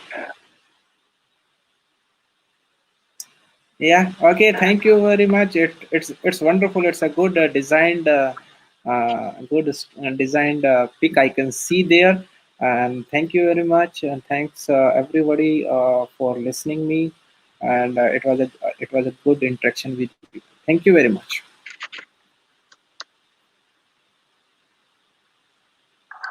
Thank you so much, sir. Uh, for further conduction of the event, I would like to hand over the platform to Rashi. Rashi, please.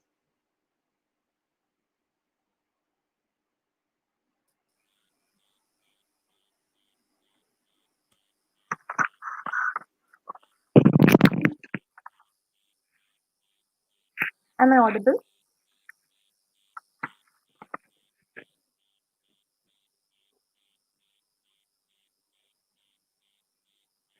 A very good afternoon to all of you, and thank you for being here. This is Rashi Sahu, and today, on the behalf of July Institute of Technology, I am pleased to welcome Mr. Madhusudan Nayak sir. Mr. Madhusudan Nayak sir is a founder and CEO of iCapotech Private Limited. I, iCapotech is an IoT-based startup assigned IIT Bombay incubated company focusing on home automation using IoT.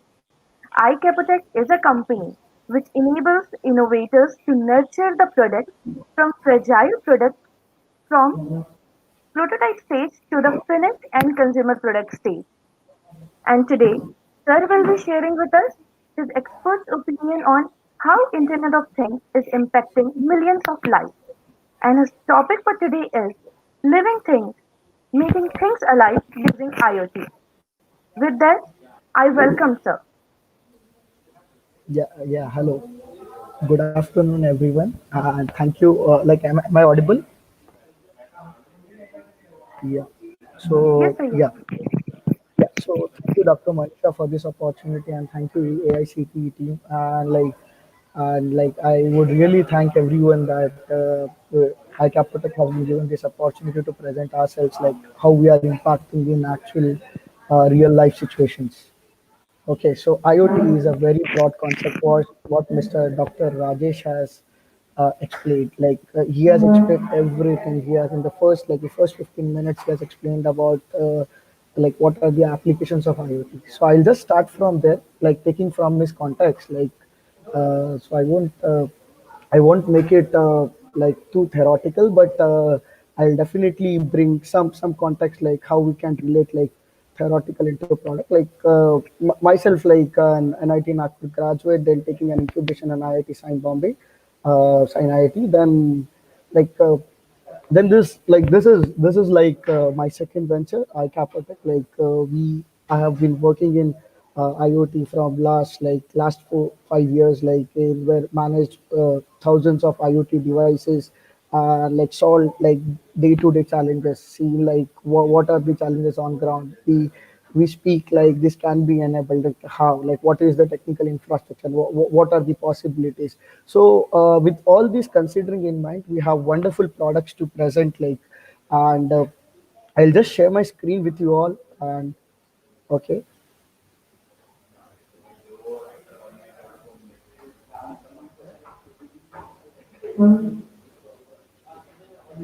can you guys see my screen?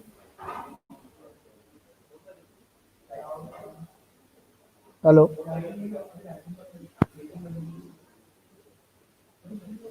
Yeah, can you all see my screen? Yeah, so I'll just start with this. Innovation is not born from the dream. Innovation is born from the struggle. So whenever you think there is something innovative you want to do it, you have to just start, and then you again come back and you think like you have done significant improvements. Okay, this so like whatever I am right now speaking on behalf of this team, this wonderful team, like me, Salil, Ankush, like this, all are the key people like who are managing this.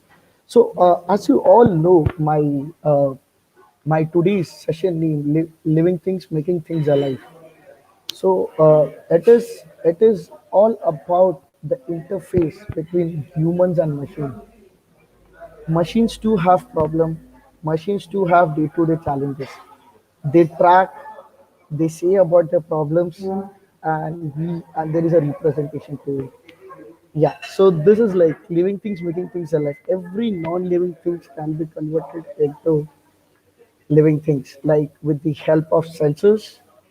Like we should let us know, we should we all know that like sensors enable us to give us the raw data, and then we come up to a point where we analyze like what kind of a problem exactly that machine has, and what is the update he's trying to give. So every non-living things can be converted in living things. So our brand name is living things, so making things alive, and so we are doing it. So in this portfolio we have many products, but in this, like, I want to present you four of us. First is our aircon module, second self check-in kiosk, there's one more unit, UV sanitization box, and energy saving meters.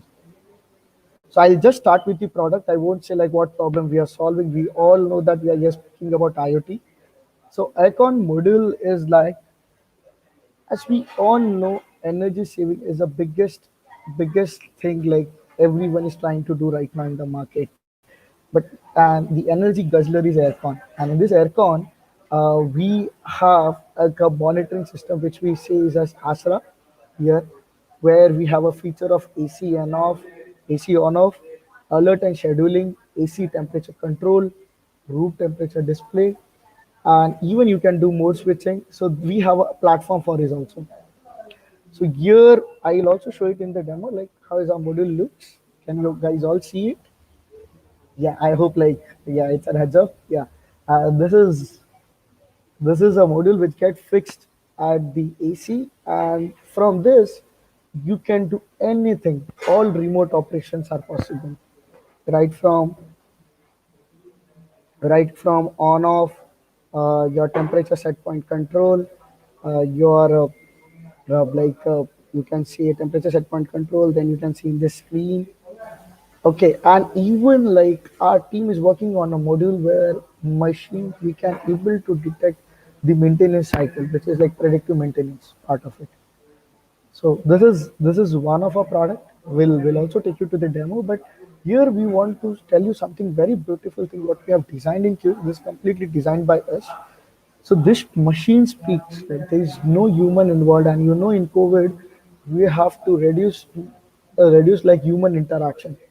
Okay, so there is no touch control. Here what we can do is there are four features into this machine.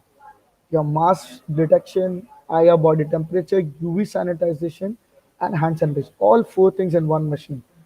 And I'll directly take you to the demo. Yeah, I'll directly take you to the demo. Mrinali, like from my team, Mrinali is also there. She can actually take you to the device, and she can show you the demo. Mrinali, can you just yeah yeah Yes, this is the yeah kiosk machine. yeah. So I Once you hope set, that you're going to like this because this is the actual demonstration. This is our office. You can see now the mask is detected and temperature is noted.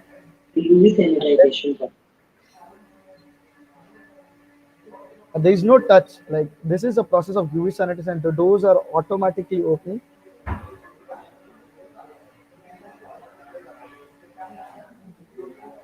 Please wait.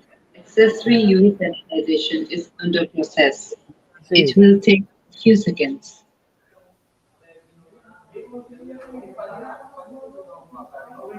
so UV sanitization needs time, as we all know. Like it's a process of like all the COVID viruses are like disintegrated. Like the viruses are deactivated. So this is our machine.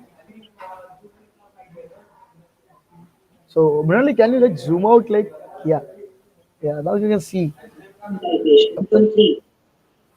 Yeah, and this machine is installed at one of a very prominent places in India, like Raj Bhavan, Governor's House, at Malabar Hills. And this is also going to many government places. And this is my office. Like I can just take you to some of like. Mrinali, can you also show our AC device? Can you go to the conference? Yeah, so that's a company name. So this is a machine.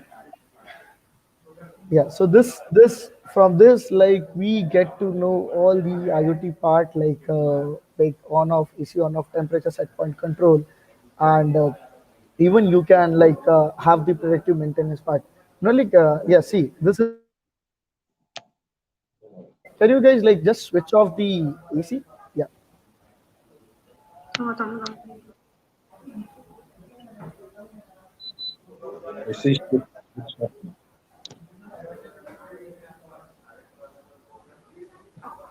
So this is completely cloud-based, and we are using it for energy saving, and we are giving it to many good pharmaceutical companies, which are listed companies. So we do have customers. We have given this unit at BPCL, like many big players like Heikel India, like even we are giving it to other companies like Pidilite also. Like so this unit is helping us. Like there's a business version where we are trying to control the office hours.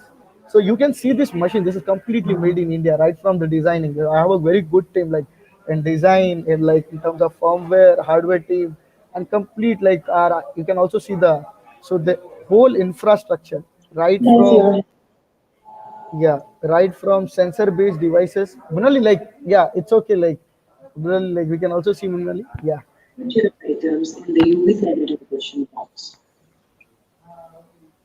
okay.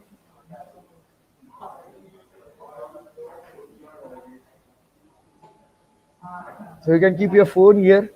Like this activity is happening, and we are loading thousands of Accessory user use data and every time, installation. The and we are process. saving people like who are helping India to right now save from us in a big battle. So there is a UV rays also here. You can see. So this is completely voice enabled.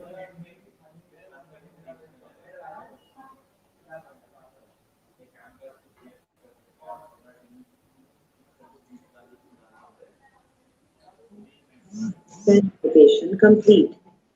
Yeah. And Munali, can you show us our demo part, like how we are making it, like just for like so that like many of our viewers are students, so they should know like how we are making it enable. Like, can you take us to the demo Zig unit, like the this one. See, this is completely made in India. Yeah. You can see the electronics also. The right side there is electronics, like yeah, this part like completely we are doing it here. Yes. So just for this is like for all the students like who are trying to do it enable, and here also you can see like this is made in India. Yeah. If you see, there's a board. So this is our demo unit. This production unit is really different. Okay. So please don't try to judge us. Yeah. Munali, can you also show our smart meter? Smart meter. It is Yes. just next to the. Yeah. I'll take you to this. Okay. Thanks, Munali. Thank you. So then I'll take them. Yeah. Thank you, Munali. So yeah.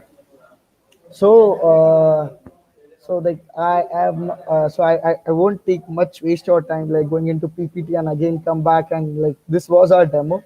So I'll just give you a quick recap. Like the person was standing in front of the kiosk. Like they can see the camera and like you can detect the mask, and like IR thermometer detects your body temperature. It's a thermal camera. It's not a proper thermal sensor.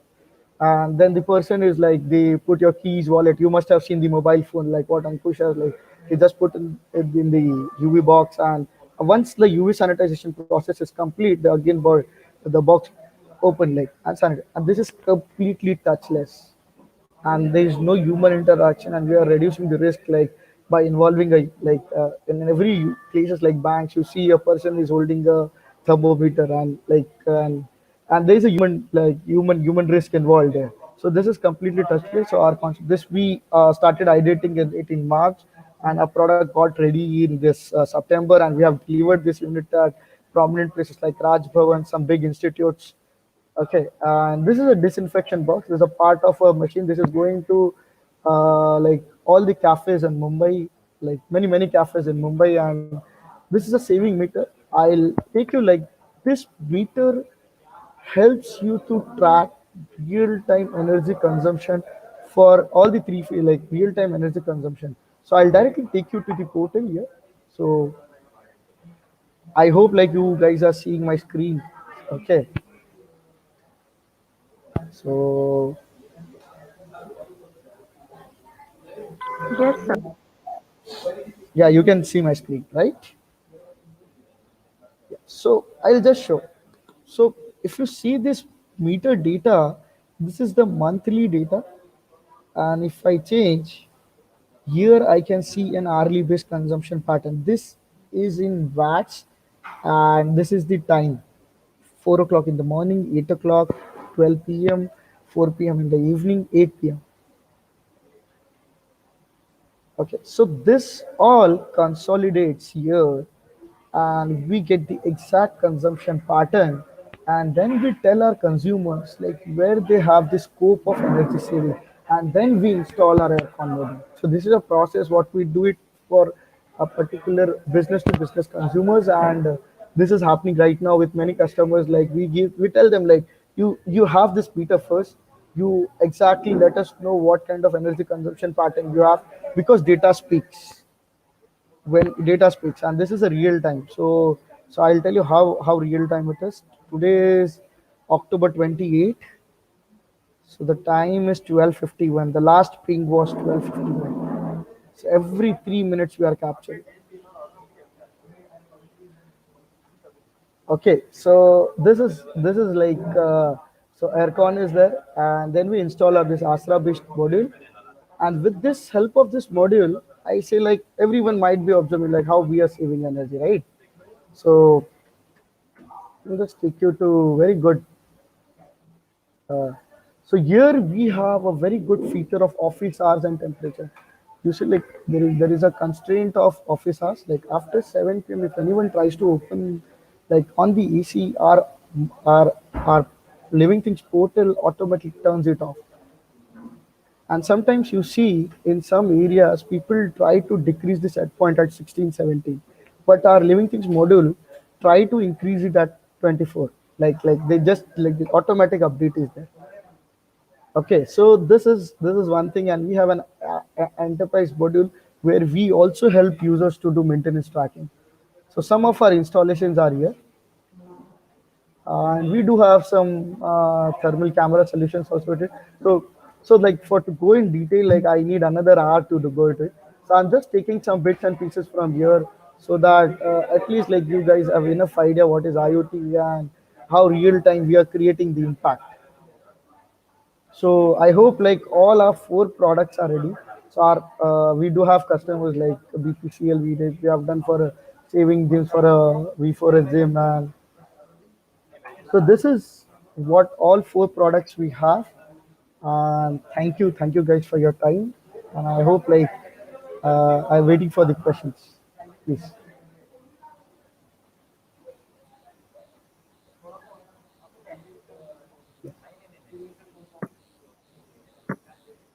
नहीं कोई questions नहीं है.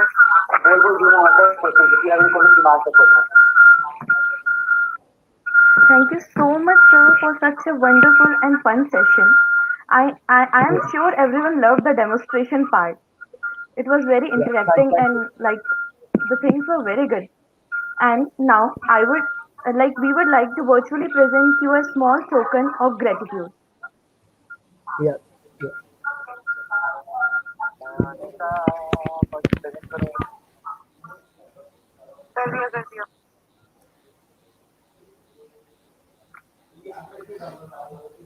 yeah. Thank you, Rashi. Thank you so much, sir. Thank you. So any questions like from here, like Rashi, like any questions like what users like want to know from us, from iCapotech team? So it will be displayed in the screen if it is. Yeah, yeah. Okay, okay.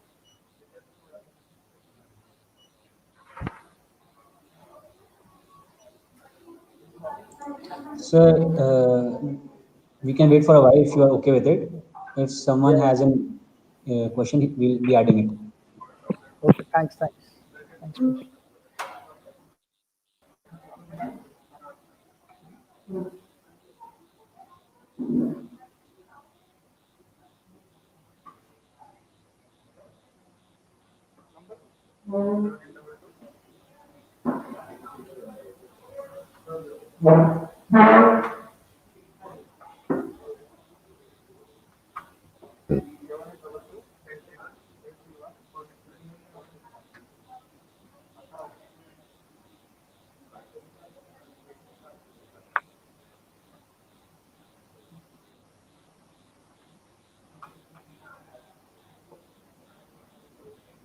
So, So there is a we have few question. questions, Please have sir. a look. Yeah, yeah, definitely. Like this sanitization bot can be used for hand money purpose. Like yeah, do you want to desanitize the actual currency, or like yeah, yeah. So if it is currency, then yeah, it is possible.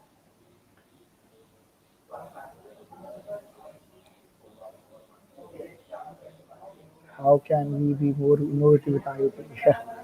Yeah, you can be like we said, like we are on a mission to make things alive. Like you can try to like find out a good non-living things and try to like embed sensor with it and play with cloud, and then you can like be really innovative. Like you can work with your own mobile battery charger, like what sir have mentioned about the battery management systems. You can get a real-time notification about battery management systems, and then like just to add on, like there's no limitation in IoT. Like many things can be worked out, like classroom devices management, like where like innovation happens in your vicinity, whatever you see.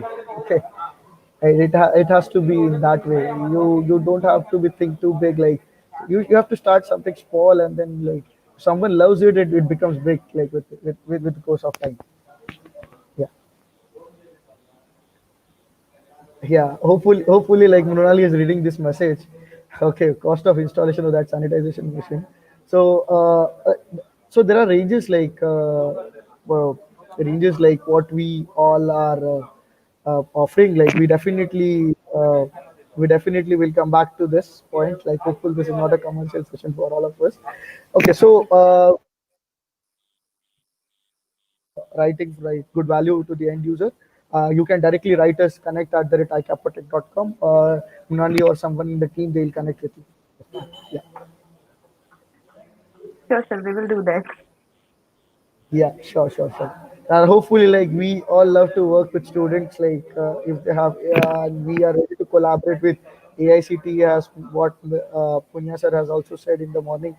So we do work with students, like work on their ideas and convert into final product, and help them to guide, because like we really want this IoT revolution to should come like first from India here. Okay. Thank you. Okay.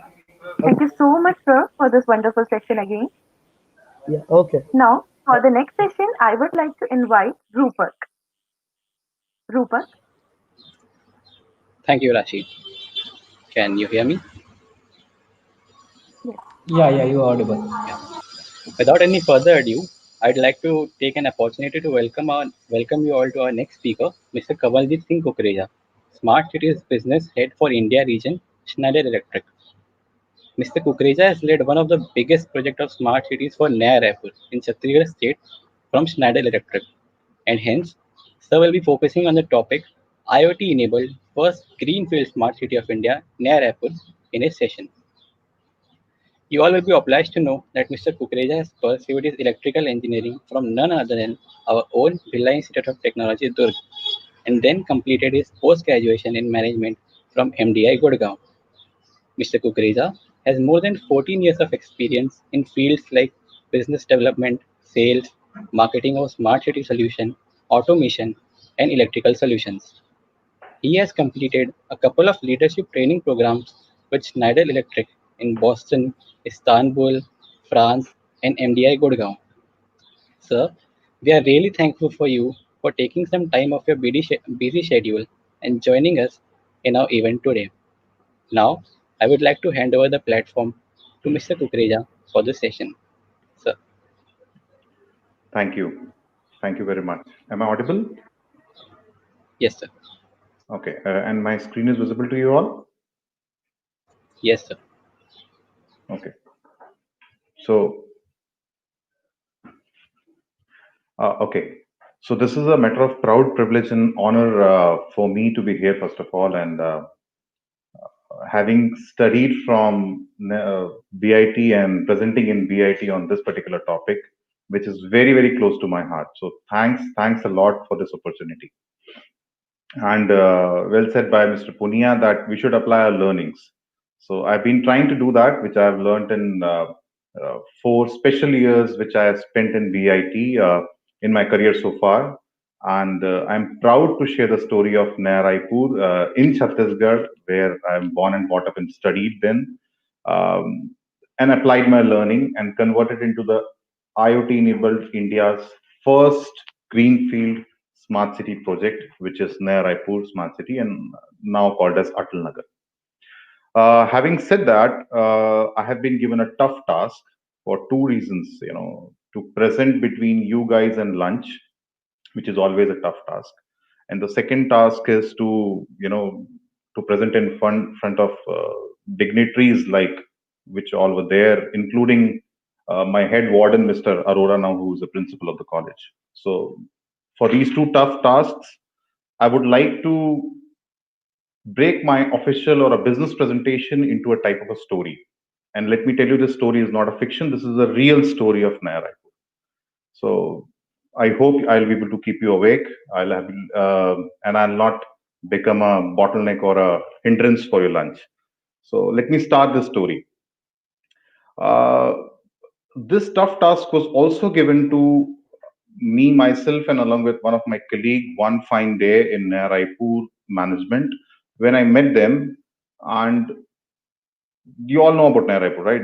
First, let me tell about Naya Raipur because it's very close to the college, but there are a lot of people who are not from Chhattisgarh. So for them, Naya Raipur, now called as Atal Nagar, is a greenfields city, which was, I think, conceived in the year of 2001, I believe, with almost 80 square kilometers, quite a big in size, but with three phases.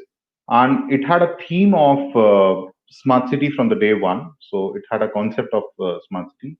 They had good lanes and they have all green transportation facilities. So with respect to the infrastructure, like roads, pipelines, electrical connections, it was all well planned long back.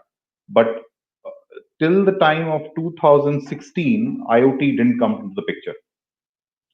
So our role as Schneider Electric and me myself getting involved in this project basically introduced IoT in this city of Naya Raipur.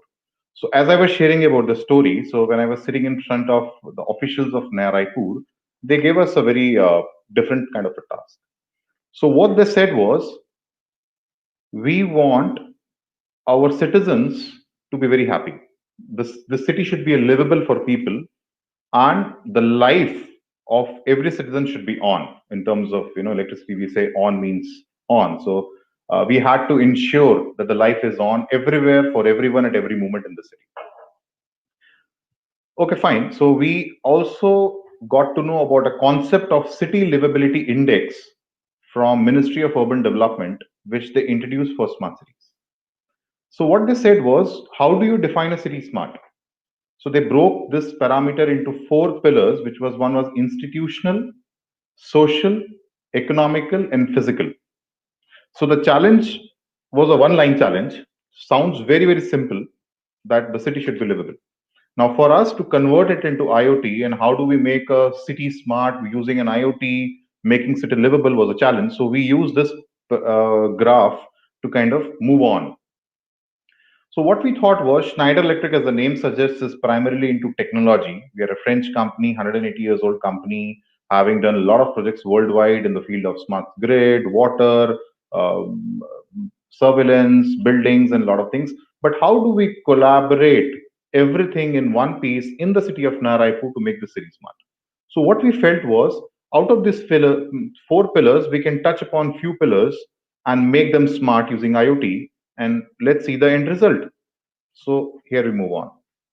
So we used an architecture which was IoT enabled architecture for reliability and resilience. So what did we do was, we went to the water distribution system of Naya Raipur, right from the intake well, which was in Mahanadi River, till the last meter at each and every house where the water is coming. And we mapped the whole system where all we can actually use IoT to make the whole water system smart. Same thing we did for electricity. So there was two sources of electricity for Naya Raipur. One was the Chhattisgarh State Electricity Board substation, and the second was a solar generation plant in the center of Naya Raipur near the lake. And from these two sources, the electricity was coming in, and it was going and distributed across the whole city. But how do we make it smart using IoT? Was the second point which we used in the architecture. I'm going to move on to the architecture next to make it more simple, but just I'm trying to tell you what all things we did in Naya. Third was the buildings. We wanted to convert buildings into smart. Fourth was the roads. And how do we make roads smart? One was putting the cameras onto the street for having a real-time 24/7 surveillance on the streets. And the second was putting some, I would say, enforcement-based technologies like number plate recognition, speed detection cameras, like those devices, to make the street smart and the transportation area as well as smart. But a very, very important thing was missing, which was citizens of the city. How do we make citizens smart? So we also included an e-governance platform, which was basically nothing else but a citizen portal or a mobile app for all the citizens for various public or a citizen-centric services, like applying for an electrical connection, applying for a water connection, and stuff like that. So that's how we made the citizens part smart. And there were a couple of more things like data centers, networks, and all those things to basically enable the IoT or to make it more reliable. So this is the whole story of Naya Raipur. So let me show how this Naya Raipur looks like. Don't get bogged down with this busy slide. Let me make it very, very simple. So as I was sharing water, so there was a intake well. Just let me use this. So there was a river from where the intake well. There is a big intake well where we need to do a lot of automation. There was a long pipeline where we used a lot of sensors like flow meter, turbidity, and stuff like that, which also needs to be connected to internet to give the real-time data. Then it comes to water treatment plant. We again automated this water treatment plant by putting a lot of PLCs and RTUs to make the whole water treatment very, very smart. And this is all controlled by one water SCADA, which controls the whole water system of Naya Raipur up to underground reservoirs till the point of water meters at the house locations. Next was electrical. So on the electrical side, we chose 5 substations, the primary substations of 33 by 11 kV, wherein we had to retrofit those substations because there were a couple of manual substations. We retrofitted those substations. We had put RTUs, which is nothing else but an IoT device, to read the data to make it smart or to kind of communicate, I would say. So this was on allowed electrical SCADA up to distribution substations of 11 bar 33 volts. Then comes the sewage treatment plants. So there was already a sewage treatment system available at Naya Raipur, which we were supposed to connect it with our system. The street lighting system, which was done by Philips. Then there were surveillance cameras. We chose 9 locations as a part of pilot. ITMS is nothing else but speed detection and number plate recognition cameras. Then we had this bus rapid transit system of Naya Raipur.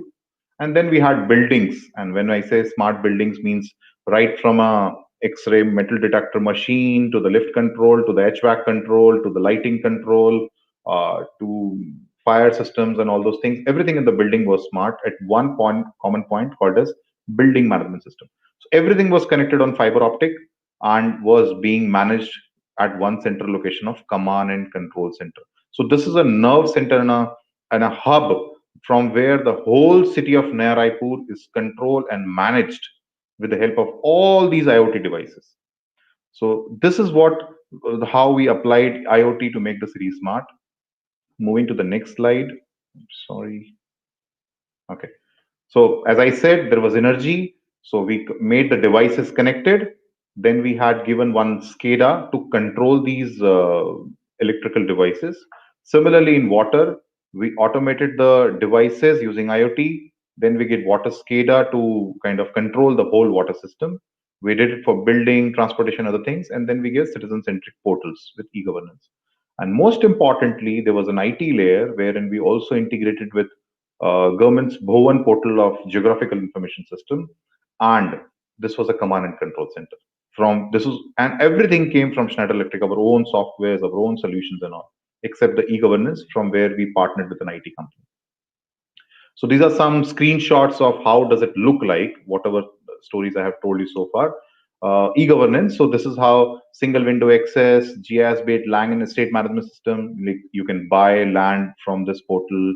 The billings of electricity and water in this. All those things related to citizens as well as the employees of Naya Raipur can use this platform for various services. So that's the pillar number 1. Second, I'm pretty sure a lot of electronics and electrical engineers must be there on the call. This is the Naya Raipur screenshot. So this is a real screenshot from Naya Raipur. This is how the whole electrical system is mapped into SCADA, and sitting in a command and control center, somebody can operate on, off, and maybe control the faults within the city. Not only that, it had complete smart grid. So when I say smart grid means it has its own intelligence. In cases of faults, in cases of a lot of advanced analytics, the system can do things on its own.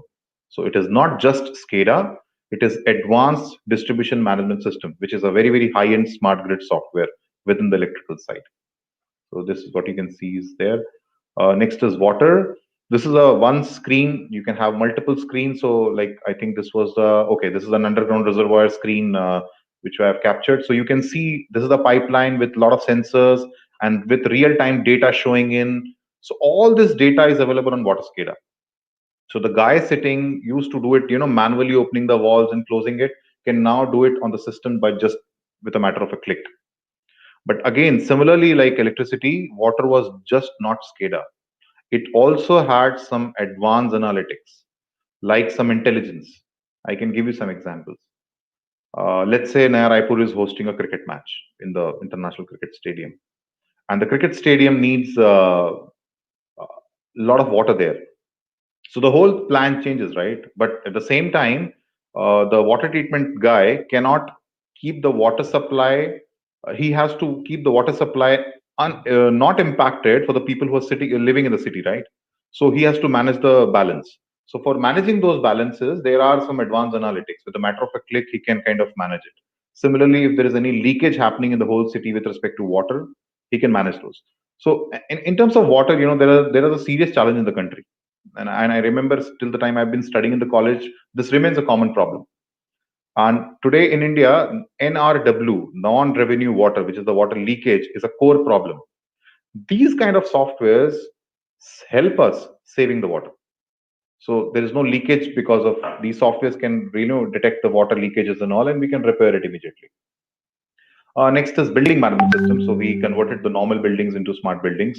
So you could see we could kind of access control, video surveillance, asset management, intrusion, fire safety. A lot of things were there. Lift controls, electrical and water within the buildings, DGs. All those things were controlled centrally by one building management system. And this is a screenshot of building management system. Okay, so that's the common point where everything gets connected, which is the current command and control center, what you see in the screen right now. So bus system, building, CCTV, electricity, the complete fiber system, street lighting, water, sewage treatment plant, transportation, citizen-centric services. Then, very importantly, all these things what we are talking about from the operation perspective. But what is in for the management of Naya Raipur, the CEO of Naya Raipur, or the government bodies?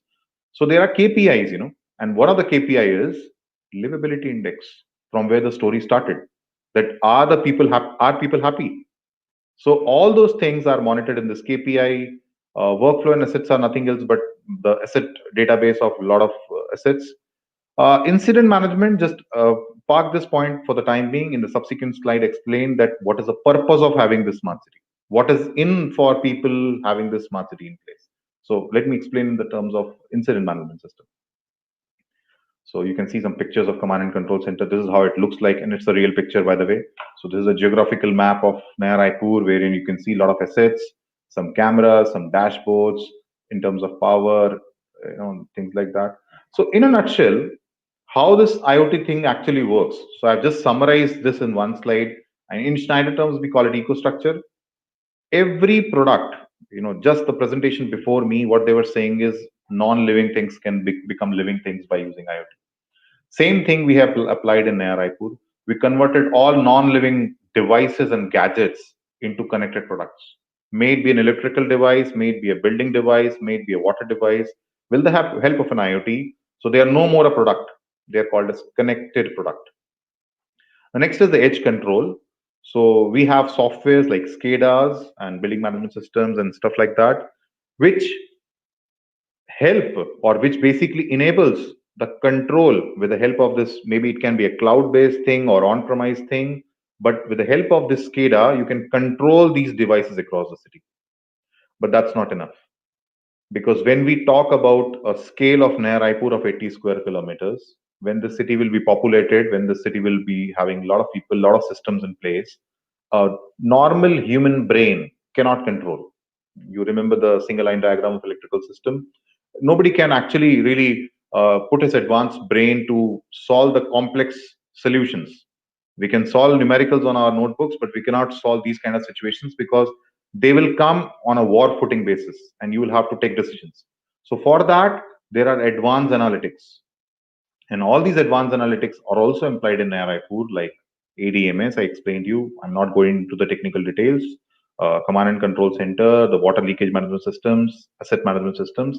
So these are all advanced analytics which help the control layer to think and to take decisions. So if you see, apps and analytics is nothing else but a brain. Edge control is an arm, which actually is enabling you to control things. And connected products are the body or the parts of the city. That's how this whole IoT enabled smart city or any such architecture will function. Let me now tell you the real use cases, that what is the outcome of it? How does actually city gets benefited out of it? I'll give you an example. You plan to shift to Naya Raipur. Now, when you shift to Naya Raipur, you have to apply for an electrical connection. First of all, you have to buy a land.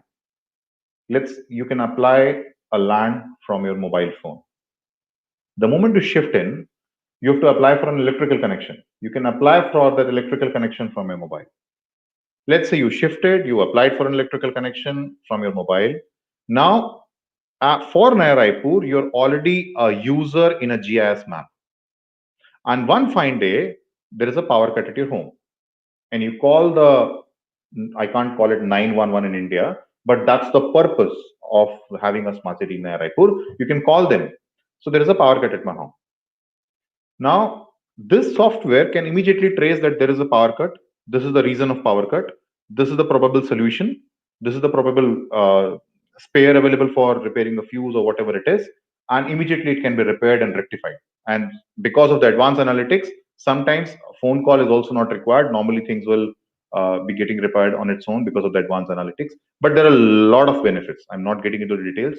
And there are a lot of cross-functional synergies as well, wherein different departments talk to each other because of the common command and control center. There can be a situation wherein one fine day there is a water leakage happening in water getting into a substation. The command and control center can control both the things.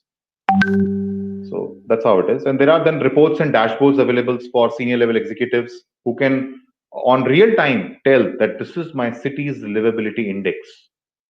This is city's efficiency. This is city's carbon footprint saving. So there are a lot of dashboards which are an outcome of all these various softwares.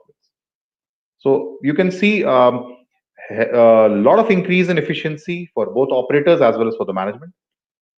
We have some advanced unified dashboards, which is improving our situational awareness. So if I would say cities awake 24/7, there is somebody managing the whole city for you. So operationally, city is always ready. And we have some critical KPIs and reporting available all the times so that we are always improving. Some pictures of Naya Raipur Command and Control Center. By the way, that's me. Then we had some senior dignitaries like our Niti Aayog chairman, CEO, Amit Amitabh Kant is there, the CM of Chhattisgarh. And very importantly, this was inaugurated by Narendra Modi ji, the same command and control center wherein he inaugurated this. And I'm proud to share, after the inauguration, when he delivered the speech, he mentioned that this is the best command and control center and smart city in India. And Naya Raipur has taken a leap over a lot of brownfield smart cities, and it's a showcase for everyone. So, some pictures of command and control center. That's all. Thank you very much. That's all from my side.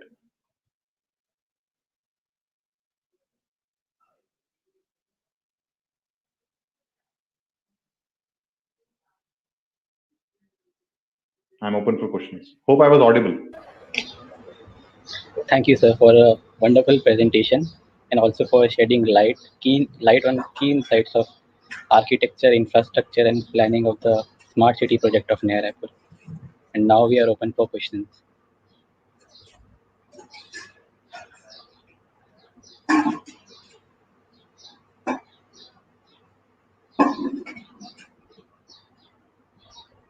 If there are no questions, I will Question. assume that people have moved for the lunch.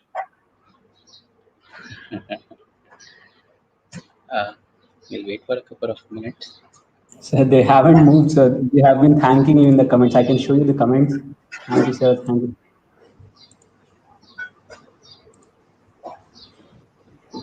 So definitely people are watching the stream, sir. So they have been busy thanking you, sir. Pleasure from me.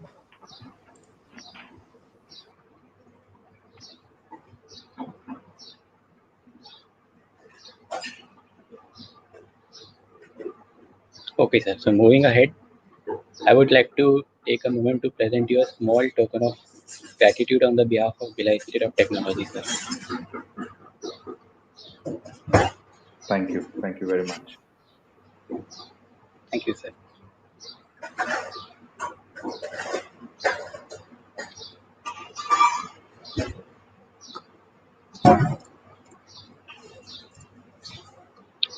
Moving ahead in today's program, we have with us Ms. Nimita Pillai, student of Masters in Computer Application in Bhilai Institute of Technology. Namita Pillai ma'am will be presenting her research paper on the topic IoT-based weather forecasting using microcontroller.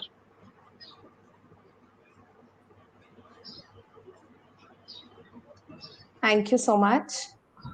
Thank you.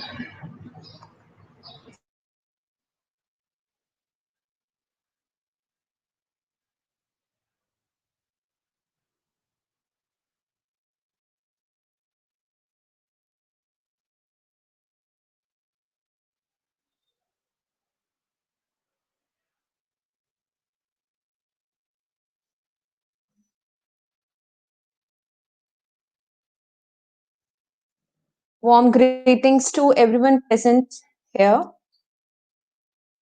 Am I audible? Hello? Yeah, ma'am. You are audible, ma'am. You may present the slide. You may start the presentation, and it's on the screen also. Okay, thank you. Warm greetings to everyone present here. I'm Nimita Pillai and I'm a PG scholar. Currently, almost completed my MCA from Bhilai Institute of Technology, Durg. And my research topic is IoT-based weather forecasting using microcontroller. The controller which I'm using here is STM32L47 series. I'm sorry to interrupt, ma'am. Ma'am, you may press F5, ma'am, if you are using PowerPoint, so it will get full screen and it will Yeah, sure. Okay, now is it fine? Yeah, sure. You may continue, ma'am. So my controller is STM32L47 series, which is an ARM Cortex M4 core. And the basic work of this device is that it connects the application, the developer who is making an application with direct connection to the cloud server. My project is basically dealing with temperature, humidity, and pressure calculation of a current place. This is the pictorial representation of my board, that is a microcontroller STM32L475. Here to the left side, we can see that there is a Wi-Fi module. This is the module which does the connection to the internet. Whereas to the parallel of it, we can see that there are two buttons, that is user button and reset button, which is basically for our use. And to the down of this screen, we can see that there is a sensor, that is humidity and temperature sensor. My module is working, like my research will basically concentrate on this part of the board, that is humidity and temperature sensor. I have done coding to these sensor in order to get the temperature, humidity of the current place. Whereas to the right side of the screen, I can see that there is a barometer. As we all know, barometer is for the pressure calculation. So with the help of this barometer, coding will be performed in barometers part, and then followed by the measurement of the pressure. So the three main aspects of this particular research is Wi-Fi module, humidity and temperature sensor, and the barometer. The purpose of this research is the calculation of, like I said, temperature, humidity, and pressure. This kind of devices can be used in pharmaceutical and the farming places. And I have seen the real life example during my research of this particular project. And the connectivity to Amazon Web Service Cloud is another important feature which helps its data storage problem as well. And every information is being generated minute-wise. The functional requirement here includes at the server side is the MQTT protocol, and at the client side, there are three basic requirements, that is Embed Compiler, AWS IoT Core, and the Terraterm terminal. The main accessibility by the developer is the login, updating, and the accessibility. This is the MQTT server, where to the down of this particular table, we can see that there are certain keys, that is 8th, 9th, and 10th point. These three keys are being attached, and this is being generated in Amazon Web Services IoT core part. And this is attached to the coding section, which is being done in embed compiler, and thus the MQTT connection is being done easily. As we all know, MQTT protocol works in connecting many of the devices. So this is one of the basic feature of this research paper, that it is working on MQTT protocol. This is the user side, where I, being a user, has done coding into the embed compiler, and through the MQTT protocol, the result is being generated in the AWS. In AWS, I can see the graphical representation of temperature, humidity, and pressure. And here also we need the login credentials in order to access this complete environment. The second side is the Terraterm side. Terraterm terminal connects the Wi-Fi of this particular device. Also, it starts the IoT device, that is STM32L475 ARM Cortex-M4 core, and displays the numerical representation. It means it generates those three important parameters of my research, that is temperature, pressure, and humidity, in the numerical format. This is the complete working from user side to the Terraterm. Like we can see that through the terminal setup, the IoT device starts, the Wi-Fi is also connected, MQTT connection also becomes successful, and the display of result is possible. Now the next section is the API generation. In the AWS, at the IoT core, the basic work of a user is to generate API. API is being generated by, first of all, generating a policy. First of all, we generate a thing and we attach policy to it, which helps in giving the complete graphical representation of these three weather parameters into the graphical format, and this gets updated every minute. These are certain screenshots of my work. Like I have created a thing, followed by the registration of it. Then the certificate is being created, which I need to attach to the code section of my project. The public key, private key, and the certificate is being attached. And to the right of the screen, a screenshot which is being placed is the API generated. Later in the Terraterm terminal, it's seen that the MQTT connection is successfully done. This MQTT connection is only successful when the AWS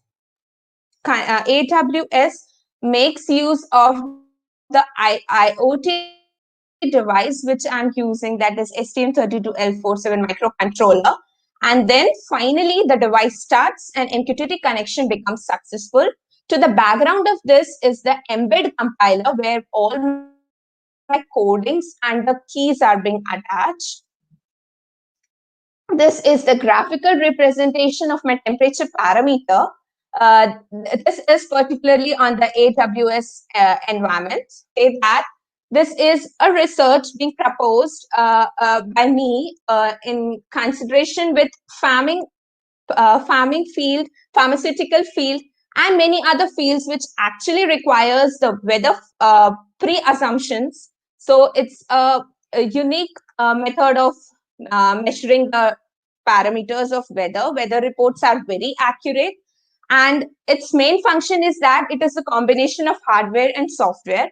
And the display of the atmospheric parameters is quite easier, and it generates these three records every minute, so it can be proved to be very helpful. My future enhancement to this project is converting it into an Android application. Like, I want to link the microcontroller to Android application on which I'm currently working. That's it. Thank you so much.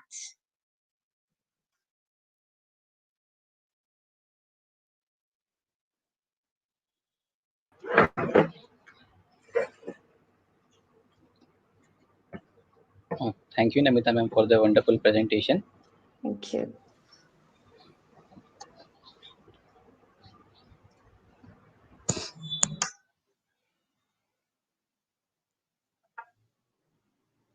Okay, with this, we come to the end of the day one of AICT sponsored national conference on IoT for smart city application in context with Chhattisgarh state.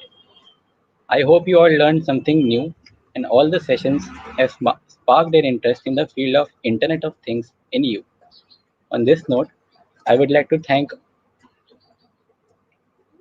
on this note, I would like to thank all of our session experts for enlightening us with their discussions. I would also like to thank you all for joining with us today and your patient listening. I hope you took the best out of it.